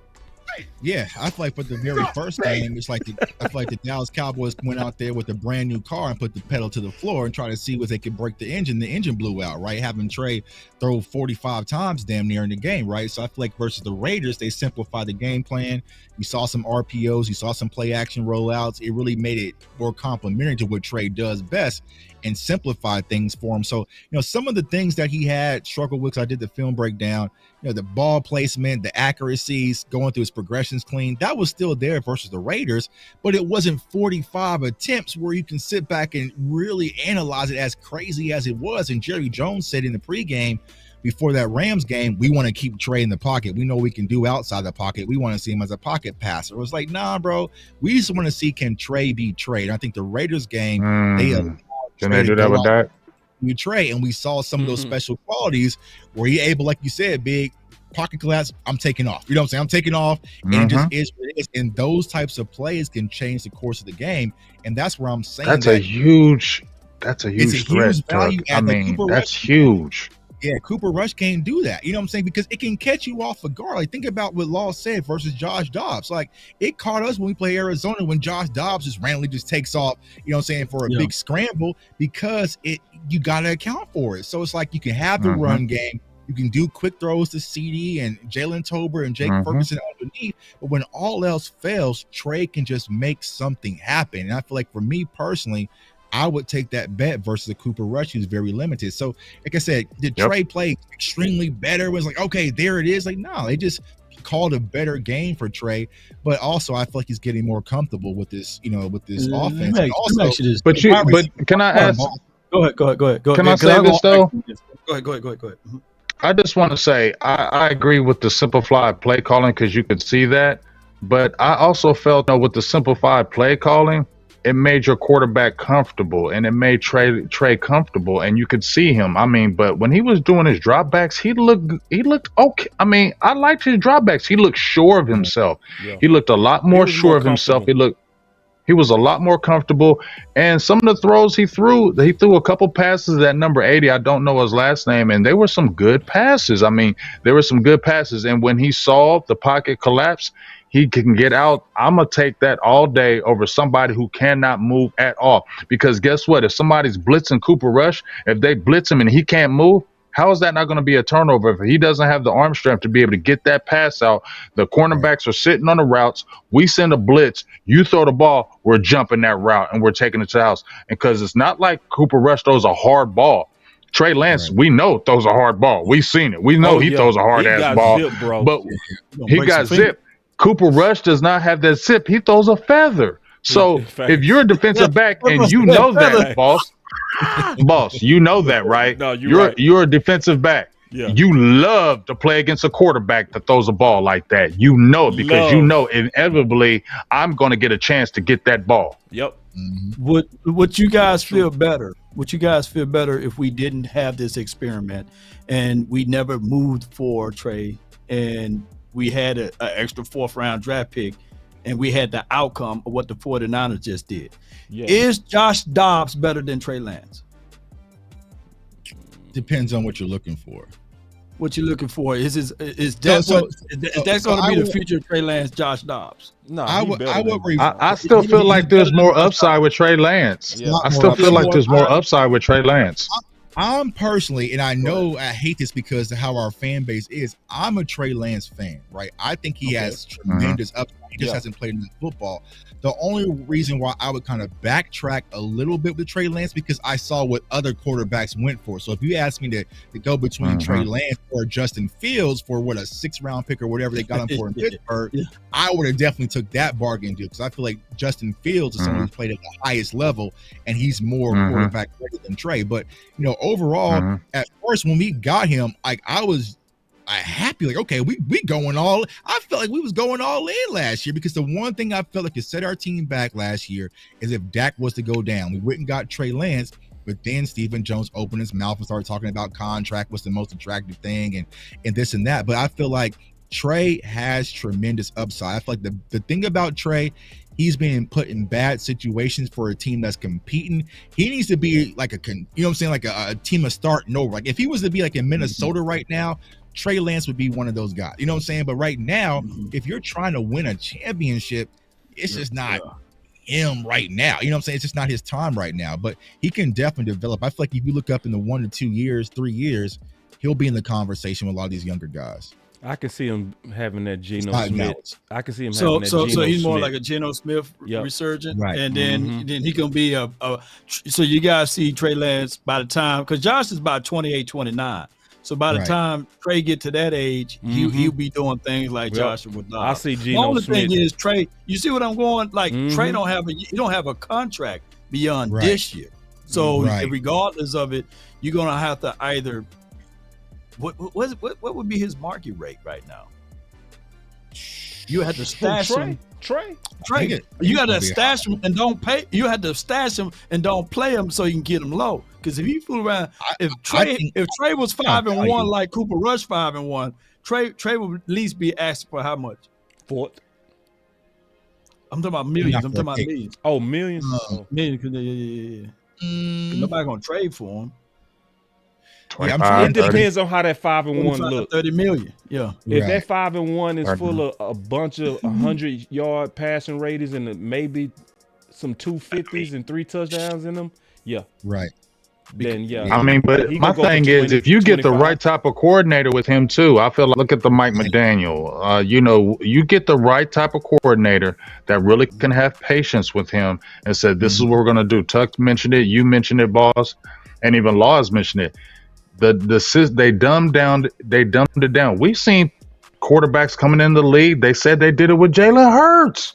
They said they dumbed it down a little bit because he only saw certain parts of the field, so they dumbed it down a little bit. So I don't know why it wouldn't be so bad for them to do it with Trey. Right. If he got the right type offensive coordinator that was saying, "Hey, I like you. This is what we're gonna do." You just heard Tua say, "Hey, I heard a guy tell me I was trash all the time." So after a while, that affects you. You get what I'm saying? After a while, it messes with your mentals and maybe you don't play as good. He comes and gets Mike McDaniel says, "You right for this system. You're going to be good. You're going to be great. Now let's do this." Look how it changed because we was doubting Tua. People was like, man, Tua ain't it. Because he was, and then all of a sudden comes in and now we're like, Tua. Well, not a lot of us, but some of us are like, Tua, okay. You get what I'm saying? So that coordinator does difference for the quarterback. But I feel like when you have natural talent, we can't say Trey Lance don't have no natural. Right. He has natural ability and has natural talent. It's just patience with him. And nobody giving him patience. Let's think about that, boss. What patience has he really been given? He was at San Francisco. He really wasn't given patience. He got patience because he needed patience because he didn't play a lot of games. He needed patience. He got a whole year. Yeah, I was going to say it. He didn't even see the field. He should have been in some of the blowout games. But he got patience. That's patience to where they let him study. But remember the story with Trey. Kyle Shanahan, the head coach, didn't want him. So what Trey needs is somebody who wants to take on this project, right? And I feel like Kyle Shanahan, the head coach, didn't even want him. So as soon as Brock Purdy showed any signs, he was like, "That's what I want. He runs my offense." You know what I'm saying? So the same thing with Mike McCarthy. Like I don't feel like Mike McCarthy right now can take on Trey as a project because I'm on a 1-year deal, bro. I can't work on those. Let me jump in real quick. I'm gonna pass the line with this question.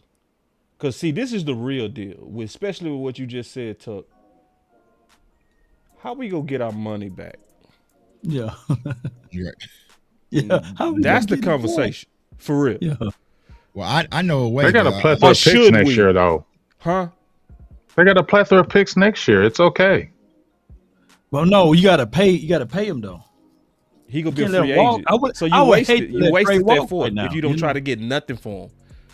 Because this is what I say we should do with him, especially the way they going through preseason, all this showcasing Trey Lance.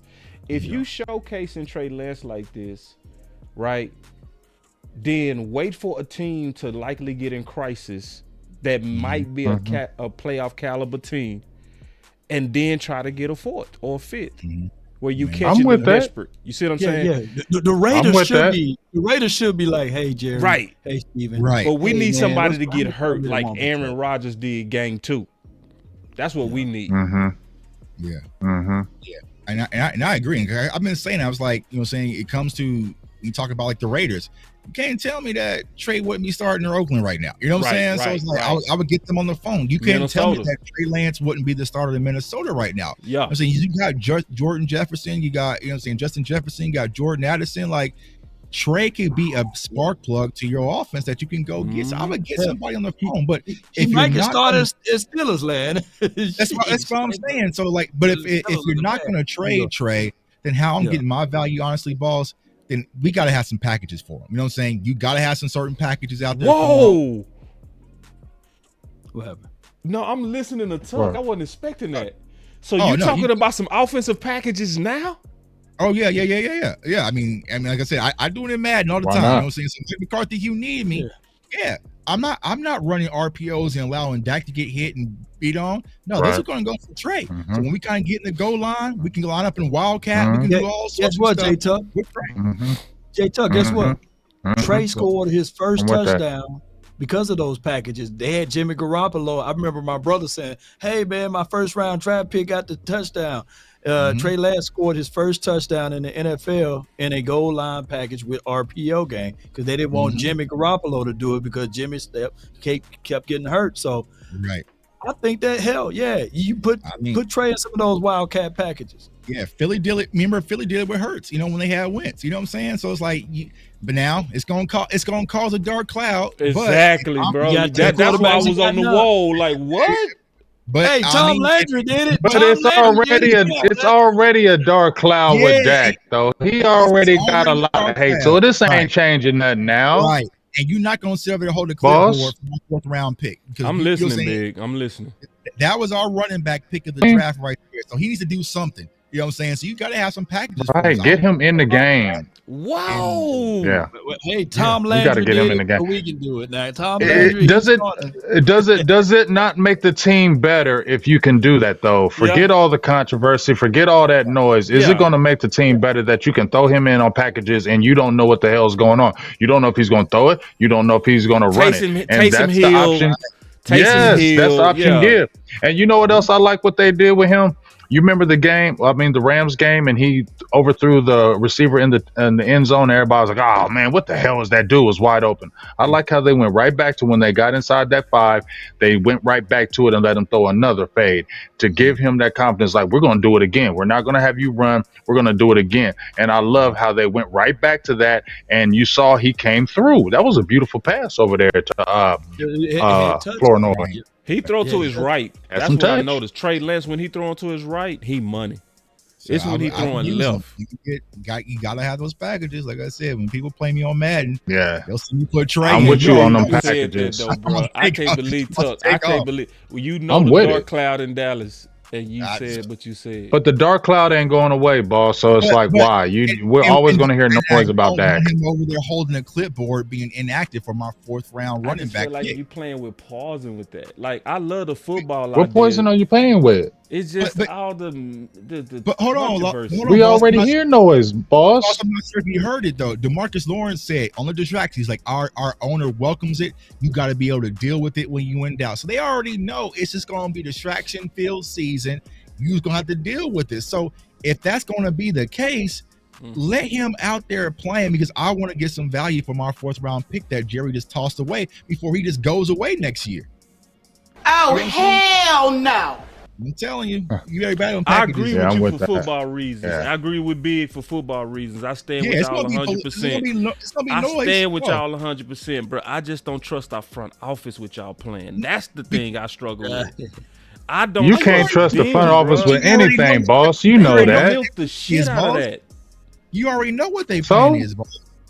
You already know what they plan is, boss. This is they milking it now with this contract shit. They milking it right now with the contract. We should already have Dak signed, and we still milking. They let him throw 45 times after being out of football for 2 years. They wanted to put and you want to put the football in his hands? But that's what I'm saying though. But they wanted Trey Lance to have a Jaden Daniels type Caleb Williams performance to wow the crowd. Like they really put him on display. That's what they wanted. They did. They wanted that bad. That's why I'm shocked. Like, it's just too much crack, man. That's like going up to Pookie. Well, you know, Trey that's can really that's controversy crack. I mean, shoot, we gonna do numbers off the content, whatever. You know? That's true. That is true. That is true. That is facts. Them numbers will be gigantic. All right, real quick. All right, man. We almost finished with, like, I want to get into this last little bit. Jerry Jones on being optimistic about getting a deal done with CeeDee Lamb. So, you know, obviously this last week has been very annoying, but Jerry saying that, to me, this is Jerry and them trying to make him look greedy again. Especially if you read the last sentence. He said, but that's why we wouldn't have offered him what we offered him. Man. Yeah, exactly. But we wouldn't have offered him what we've offered him if we didn't want him here. Once again, it is his fault why he is not here. Yep. Exactly. But you know, I was listening to Jtuck when I first came in. You know, these players that come to Dallas, they ain't stupid, you know, and I want to ask y'all, because I don't know for sure, when Trevin Diggs signed his deal, did he get hurt before he signed his deal? After. Did he get hurt before he signed it, or did he signed his deal after he got hurt? No, he got hurt.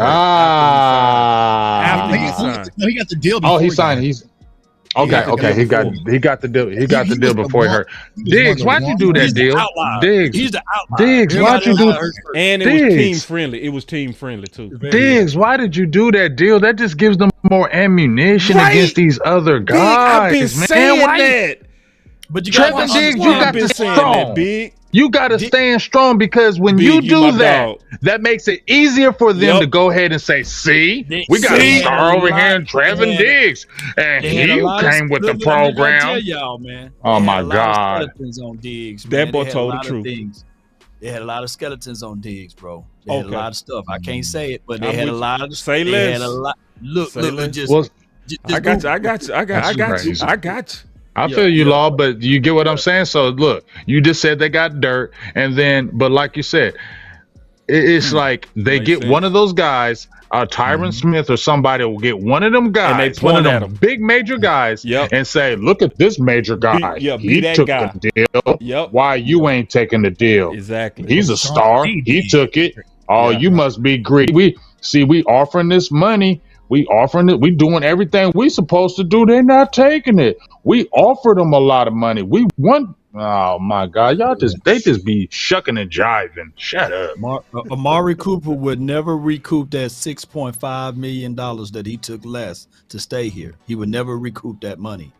So, and just because you offer a deal doesn't mean that it was like agreeable deal. Just because he received it doesn't mean that he liked it. You know, and I used this analogy earlier, you know, you see a pretty lady at the bar and you send her a drink and she sips it and be like, damn, this aristocrat, this is Takabaka. You know what I'm saying? You ain't sending me no top shelf stuff. I want top shelf. Send it back to the doggone bartender. That's what's going on. And just because you said $33 million, like we said, we don't know the years, we don't know the guarantees. And on top of that, he's saying that, hey, I want a deal comparable to Justin Jefferson. Mm-hmm. All right, man. Going into our last preseason game, we got the Chargers. I would say preseason 2 was exactly what I wanted to see. I wanted to see the running game. I wanted to see lesser Trey, no hero ball. We didn't get that. You know, I like what I saw in the adjustments. What do y'all want to see going the last final hoorah? What's the last things y'all want to see going into preseason 3? Law. This is I call it the practice squad Super Bowl. And this is how you make the team. We need to see a little bit more from Deuce Vaughn. I need to see some of Billy Johnson. Cropper. These are all bubble guys. Malik. We need to see from Nick Visual, the linebacker, Darius Harris. Can Keemon Hall put together a program? And Izzy, he's a bubble guy, right?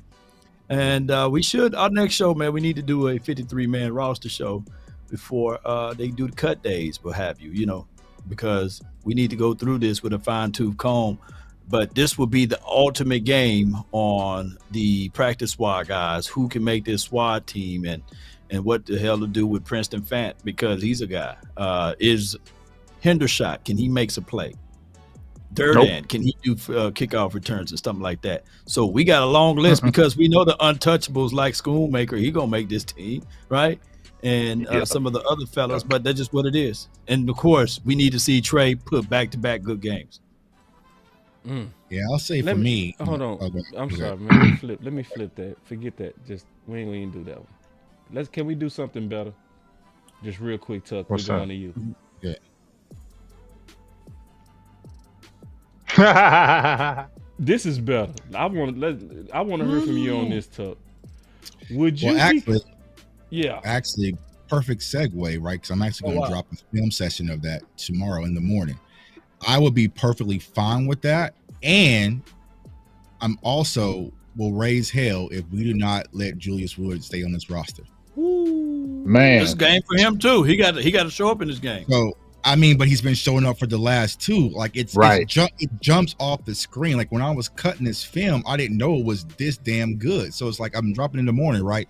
So if you told me that Marquise Bell, Wanyu Thomas, and Julius Wood is our 3 safety rotation, I'm perfectly fine with that. So I would be good with that, because what you're seeing when it comes to Marquise and Wanyu, even though I think he got the groin injury today, is that they're interchangeable. And the thing that I kind of like what Zim was doing was he was playing Marquise at the free and playing Wanyu at the strong, and then he would rotate and play Marquise at the strong and Wanyu at the as the free. And I did my film session on Wanyu this morning, but the way that Wanyu can cover space, it's just different from any other safeties that we have. And I know that Jonathan Wilson's quote unquote veteran he's guy, different. but it's just different, right? Because the very first play where it was Minshew, right? He did the play action, and Wanyu took across the skinny post, but then he jumped down on the deep crosser and was still able to make up. Like, so he covered 2 routes essentially in one, and like to see his versatility, which is crazy. And then also with Julius Wood, the way this kid comes down and closes on these tackles, it's like, it's insane. You know what I'm saying? So it's like the instincts, it's backpedaling, the communication. So it's like we have 3 young guys. So yeah, to answer Big Games James's question, I'll be perfectly fine with that, and also add in Wood. But I think that Malik is going to be the guy. But for me personally, if I could move a piece to get another piece, I would strongly look at Donovan Wilson right now. I would strongly, because he doesn't fit what Zim likes to do. We have guys that can hover around the line of scrimmage and that can cover even better. Hold on. I think Wanyu Thomas is. I'm gonna just jump out there and say this. Donovan over Malik, your bubble guy. Wanyu Thomas is better than Donovan Wilson, in my opinion. Yeah, Donovan Wilson would be my bubble guy that I would try to move on. Not Malik Hooker. I'm trying to follow the money, y'all. You got to follow the money too. So, how many DBs y'all got? I got 11 DBs on this team. Y'all want me to give y'all the list right quick? Please do. We listening. I got 11 of them to go to my list right quick. I got Trayvon Diggs, Bland, Lewis, Carsons. Eric Scott is a bubble guy. Booth. No. Those are my cornerback. Like my 5. You're keeping Scott? Yeah. You're keeping Scott over Hall? Yuck. For right now, I ain't keeping no damn Scott over Hall. Or is he? I would take it easy. Here's my 5 safeties: Hooker, Wilson, Wanyu, Bell, and then Izzy. That's 11 DBs. Who y'all got? I'm putting Izzy at a corner and keeping Woods at the safety. Yeah, that's what I'm doing too. So that's what I'm doing. I'm doing that dude Eric Scott that you mentioned. Bye. Yeah, he was a draft pick last year. He gone. That's all them people gone. You know, that's Dan Quinn's pick. Yeah, and we not knocking you, Law. We not knocking you. No, I'm not knocking you at all. Not knocking you at all. Not knocking you at all. It's a tweak. It's like the tweaks that we will make based on what you laid out there. Law, you wouldn't have Mukamo at the corner. He's been playing more of the nickel, but he can play. He's your Swiss Army, in my opinion. He can play. He's your Swiss Army knife because he can play and he's so damn big. He's versatile. Yes. I gotta go with Izzy, bro. And this, like, I'm gonna throw something out here. I want y'all to hear me out on this too. I said this on Twitter. I'm usually not for rotating. I want them to rotate safeties this year. I want them to rotate. They need to. Because I want to see all them dudes on the field, bro. Like, Marquise Bell and Wanye cannot be on the bench. They cannot be on the bench. They have too much upside. Right. Yes, I totally agree. Those guys are, I'm sorry, like, to me, it just feels like when we look at Malik Hooker and Dono, they've peaked. They've peaked, in my opinion. They're that's what it is. When I see Wanye and Marquise, I keep on seeing arrow going up and up and up. They just have that upside. And to Tuck's point, I'm trying to tell you, dog, Wanye, I've been screaming him for the last. There's something about that dude, dog. I don't know what the hell it is, but he just nice, dog. Woodson-ish. Nice, yeah. It's dog. weird. He nice. I say it's something about him. And if he get major, if he gets major playing time, they have a steal. It is, and it's not because a lot of us is cool with Wanye, bro. It jumps off. He's a dog. He's a dog. He jumps off the screen. How did he not get drafted, bro? How did he not get drafted? 4.3 speed. And you can dog. He's a dog. He nice, bro. Yeah. And he's like 217, 250. You know what I'm saying? Like he's a big dude. He's nice. Man, they better do Wanye something nice, with Wanye, bro. And like, so yeah, Wanye nice, bro. We cannot be looking at our safeties and being like, we should have to make Wanye needs more reps and Marquise Bell needs more rep videos. Hell no. Hell no. Hell no. Yeah, exactly. That's why I said. So how you gonna fit Woods in there again though? How you gonna put your boy in there? Though? Man, let me tell you something. I just want to say this: if they play that practice squad game with him, y'all gonna get burnt. Because somebody, I'm gonna tell you right now. I talked with his pops day right after, he was undrafted, and there were tons of teams already talking to him before the draft was over, saying, if you don't get drafted, we coming after you. He had about 15 to 16 teams wanting to holler at him if he didn't get drafted. Okay. So Dallas scoops him. Now, you don't think these other teams that love watching damn Dallas Cowboys players, and they already had a beat on him, and they see him get the interception the first game. Heavily active. They sent him on the. They seen a safety blitz, and he's wrapping up and physical. You don't think if they leave him out there on waivers in 48 hours, ain't nobody gonna scoop him? Don't play that game. This is a guy that can be your future. Y'all got upside guys. You don't have the upside with Dono and Malik no more. We know what they are, right? We liked Malik Hooker when he came over, but he still has peak. Malik Hooker is not going to get inordinately better, and neither is Donovan Wilson. But them other two, Tuck called it with Marquise Bell. Marquise Bell just keeps getting better and better, dog. Every time you watch him, it's just like, oh my God. Could you just imagine if them two guys were playing safety for us full times? Yes, there might be some bumps in the roads. I ain't gonna say they're gonna play perfect, but dog, that athletic ability, it just oozes from them guys. And Julius, this oozes, and guess what? They cheap. And they cheap, and also think about them with the revved up linebacker core overshown. You know what I'm saying? Oh, man. The speed of our defense just goes up to a whole nother level in that back end. Because our defense, he's a hybrid safety / linebacker as well, man. So it just turns up a whole nother notch of people who can flow in traffic, come downhill, can cover, and just plays with their hair on fire.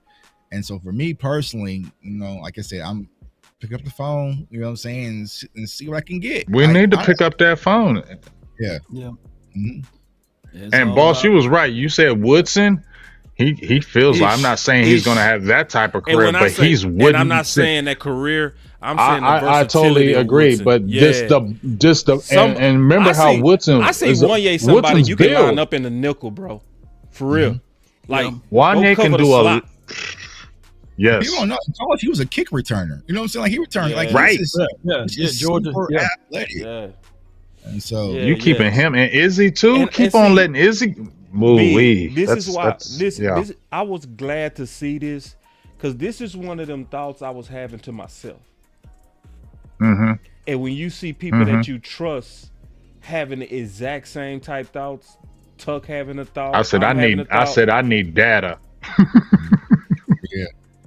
You know, but when we all seen it, and see, I played the SportsCon clip where even Malik Hooker said Izzy, Wanye, and Bell was the dudes he said was gonna be the future dogs. He said it last year.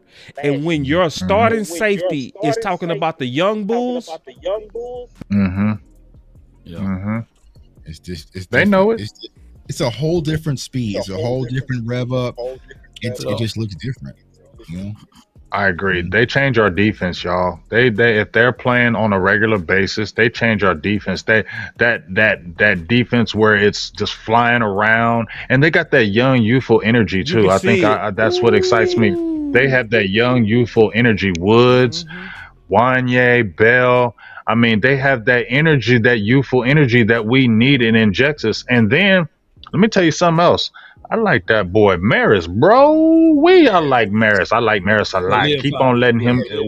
Yeah, I like Maris Leopold, boy. Maris is overshown, like, because Maris IQ. We got a young core. I like. Yeah, it's and I think Grandpa Zim is the best person to. I didn't mean to cut you off, Tuck. I apologize, but I think Zimmer is the perfect guy to have with these young guys. I don't know. I know Grandpa is old, but I think they really, when you look at the Dan Quinn, I don't know if they respected him. They like him. They liked him, but you automatically have a respect for Zimmer. When he comes in the building, there's a natural respect for Zimmer because he was turning up in Dallas. He leaves Dallas. He goes to Cincinnati.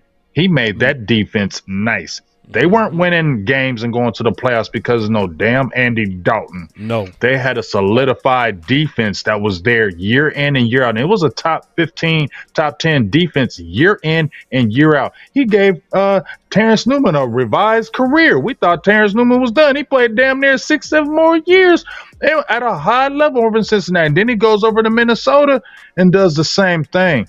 Now you get these young guys with us. I'm cool with Grandpa being the coordinator because I feel like they really respect him. They're going to listen to him. His voice carries weight. And I don't think he's going to be the buddy. He's going to be like, hey, I like you, but guess what? You mess up this play, you're going to sit your ass down. And I think the important thing, Big, because I think when I had Aisha and a few other people on my show, they were saying that the way that the season ended, you can't come in with too much pride where it's like, I don't have to listen to you. You know what I'm saying? Like, right. Like, nah, bro, y'all got ran all over, got embarrassed. If y'all don't want that to happen again, you need to listen to Coach Zim. So we'll see. But yeah, I love it's crazy, right? Because I was going back to some of my 2020 clips. Was like, we just wanted one safety. You know what I'm saying? We just wanted one safety. Right. We're crying. Now we got 20. Right. I got us going with five. It's five an echo. linebackers. Where that echo came from? Echo. Yeah, I hear echo. Echo. Mic check. Echo. Mic check. No, it went away now. No, it's still there. Still there. Huh. Let me see if it's you, Law. Let me test. 1 2 1 2 1 2. It's gone because I muted Law. Now say something. Say something. Yeah. It's coming from you. Now. Yeah, because I muted you and it went away. So whatever you adjusted. So if I mute you, it's gone. So like when I mute Law, y'all see it's muted right now. It's no echo. Test. See, it's no echo. So then when I unmute him, test. See, now you can hear it. It's all good, man. We'll get through it. It's all good. We at the end anyway.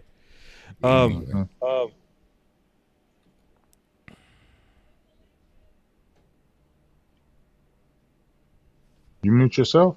Nah, man, I just had a brain Oh, fart. I was on your mouth move. I ain't saying no words. I remember now. I remember that, bro. This is the last thing I'm gonna say. We can take our super chats, get up out of here. Jerry Jones.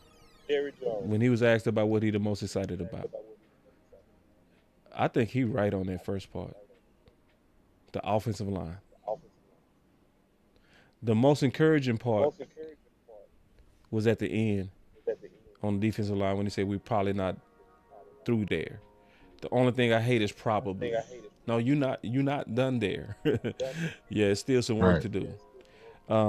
If I was to answer my own question on what I want to see going into preseason 3, honestly, I want to see Span step up because I see them forcing Schoon on us. I want to see John Stevens and Span have a day so undeniable that they go ahead and move on from Schoon. Because I see y'all trying to force Schoon. I know Tuck, I know likely they gonna happen, but I want them to play so godly. I know that's a long stretch, but I need them tight ends to come through. Yeah. That second round, sorry. That second round status is got him. He bulletproof for this another year. He bulletproof for at least one more year. I could see it because they were scheming for him. They were scheming for him preseason 2, and it was obvious. Right. They're trying to prove. Yep. You can see that. He always hurt. Yep. Yep. All right, so let me take these super chats and we out of here, man. We'll give our final words. So my super chats, I got this one real quick. I got 2 today. Appreciate y'all with the super chats, man. This one came from my boy Mo Money. He said, all I'm gonna say is Tyler and Tyler get behind them boys. I agree. 100. I totally agree. And then my other OG Amp said, preach Tuck. I had to get them right at my job. Right, man. So there it is. That's my super chat. Y'all caught up on y'all's? Y'all good? I got one from Cali Cowboy 499 holla. He says Mazi says he doesn't like football but likes to hit people. You gotta love this game, bro. He said a lot in that statement. I mean, I feel him. I mean, I don't feel like you gotta love it because not everybody's playing in the league loves the game. That's a fact. Right. Okay, and we know that. That's a 100% fact. Everybody playing in the NFL don't love the game. But I just want to say this. I'm sorry. I really don't. I'm not hating on him, but I just don't see it, and I just still don't think that mental is there like everybody's. I think they coddle him too much because they're worried about his mindset. And I just feel like that coddling, I don't know. I'm frustrated with Mazi still, in my opinion. Okay. Yeah, I see. Law said he logged out. The echo. Oh, he froze too. Yeah, it's still there. Look at that's a great picture for Law. I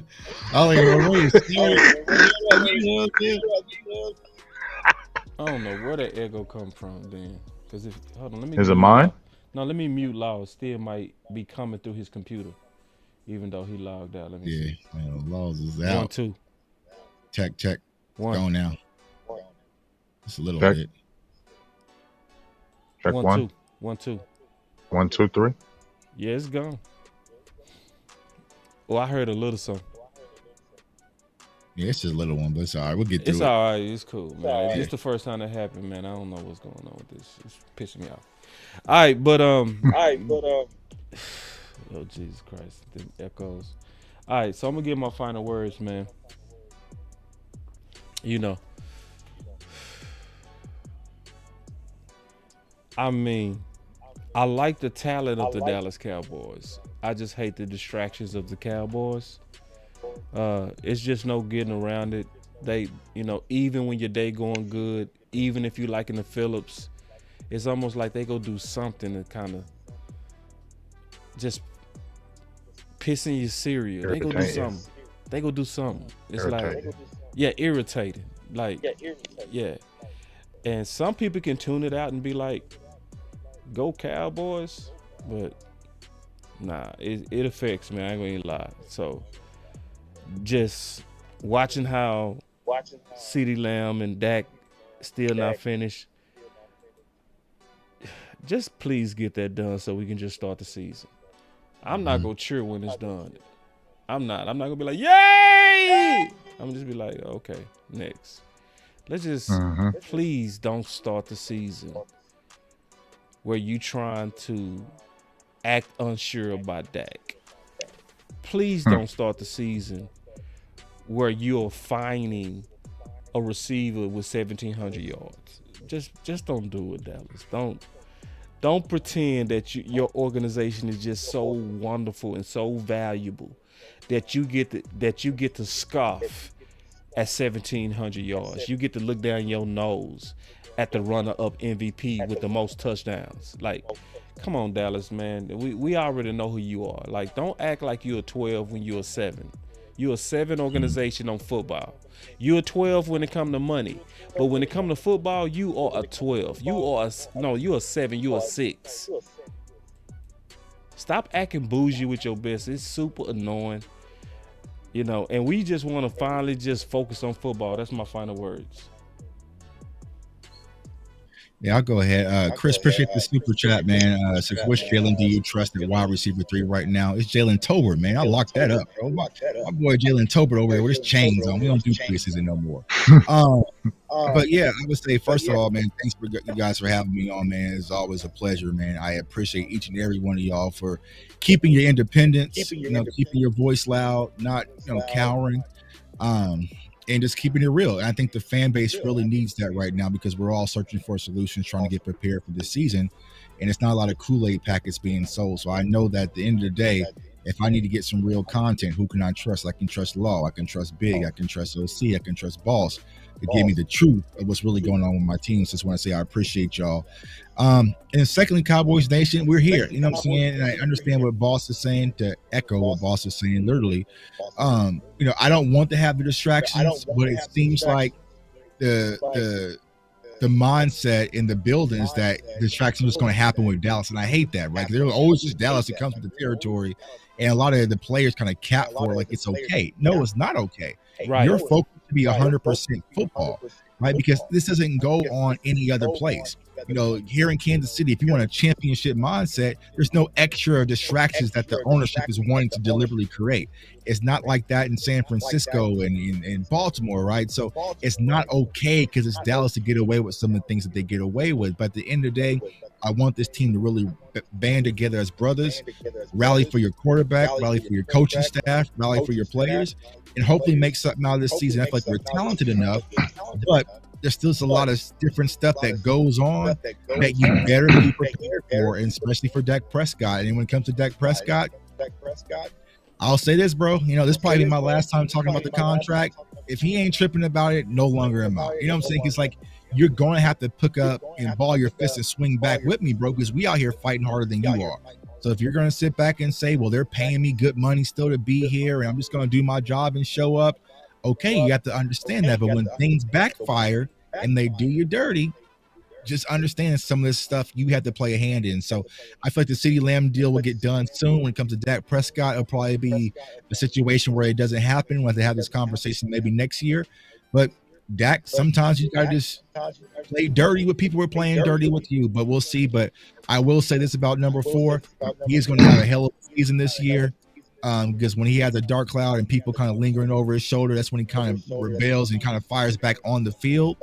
So I'm excited to see what happens with Dak Prescott, and CeeDee Lamb will be done soon. And it's time to get back to football. That's my final word. Appreciate y'all. Great final word, boy. Great one. Great. Yeah, great final word. Good to see you again, Tuck. Love having you on. Love listening to you. Love watching your videos, your breakdown videos. I love them. I love them. I love them. Make sure you go watch Tuck's videos, man. That's my dog. I love how you do it. Break it down. You keep it funny too. I love how you do it. So keep on turning up and killing that. Love my dog, Boss and Law. Appreciate y'all from the bottom of my heart. But this is what I wanted to say. I think, Boss, you were talking about it earlier about Pat Mahomes, and you said, that's a team friend or whatever. But then I came back and I heard Pat Mahomes, and this is what resonated to me. They asked him, and he said, how do you feel about being like the 11th paid? You like the best quarterback in the game. You like the 11th paid in the league. He said, I know that, but I ain't tripping because me and my front office have a great relationship. Ooh. I trust them. Ooh. I trust them. And I know they're going to do the right thing because we have a great working relationship. We talk back and forth. There is nothing in between. So I think a Pat Mahomes can say, I can go ahead and do that because they're going to take care of me. And guess what? I don't have to go hard in negotiations, this and that, because I know that my team, if I spread out if I don't take as much, they're actually going to go out and get players for me. Yes. Players that are going to make a difference for my team. That's true. They're going to do that for me. So I don't have to go out and go hard and be this guy as far as my money, because I know if I take a little money back, they're going to go out and get a dog. They're going to go out and get an offensive lineman that I need. Not no regular offensive lineman. They're going to get a dog to protect me. You feel me? They don't play games. And when you trust your organization, then you don't have to go get that agent that's going to try to stick the Cowboys or try to stick Jerry Jones or stick Stephen Jones, or just like Jtuck said about the agent with CeeDee Lamb. We ain't going over 5 years. You're not going to stick us. You get what I'm saying? That makes a difference to me when we're talking about players like that. Man. It's the trust. Woo. And I don't feel the trust from CeeDee, the trust from Dak. Woo. That's why they got rid of those other agents and got these hardball guys, because we don't trust you and you're going to screw us. So let me go ahead and get the guy that's really going to turn up and make y'all say, we ain't going for this. And I think that's just really my final word, is that there's no trust. I don't feel like there's trust. And as long as there's no trust, we're going to keep going around in this dirty, ugly circle, in my opinion, because things are still the same. They haven't changed. These front office are still the same people. They don't go out and get guys. So if I say, okay, I'll give you a team-friendly deal, but are you going to go out and get me somebody? No. We don't see it. And that's the problem, the trust factor. And that's my final word. Hey, I love being a Cowboy. Big game changer. Game changer. Let's have some fun. Let's have a good time, man. Let's kick it. You killed it, boy. You killed that fight. Sir. Trust is everything, right? Man, you need to clip that. Clip that. You clip it. You clip it. I don't know how to do the. You said something, boy. I mean, I've been really in the field. Are we lying here though? We still live. I just wanna run it up. Don't need no deals. I make the deal. Ain't no trust. And love is different. Nah, bro. And you know, I'm glad you brought that up at the end, because that did come to me a little bit later. Is that Mahomes team friendly? They do go get free agents for him, bro. You right. Mm-hmm. They take care of him, and they make sure they do it. They say, okay, you did this for us, we're going to do this for you. Because what we want to keep winning. We don't want to lose. We want to keep winning Super Bowls, and we're going to do whatever it takes to win the Super Bowl. That's not here in Dallas. Right. And trading out Orlando Brown. Right. They like staying competitive. They ain't trying to win a championship every single year. They don't go all out to do that. They don't put all their chips in every single year. And when you don't do that, it's just frustrating as a fan, because you know your team is talented and you're tired of the failures. The players got to do it too, and we understand that. But to me, it always starts up top. And I 1,000% guarantee you that CeeDee Lamb would took a pay cut to keep Amari Cooper. Hell yeah. Mm-hmm. Man.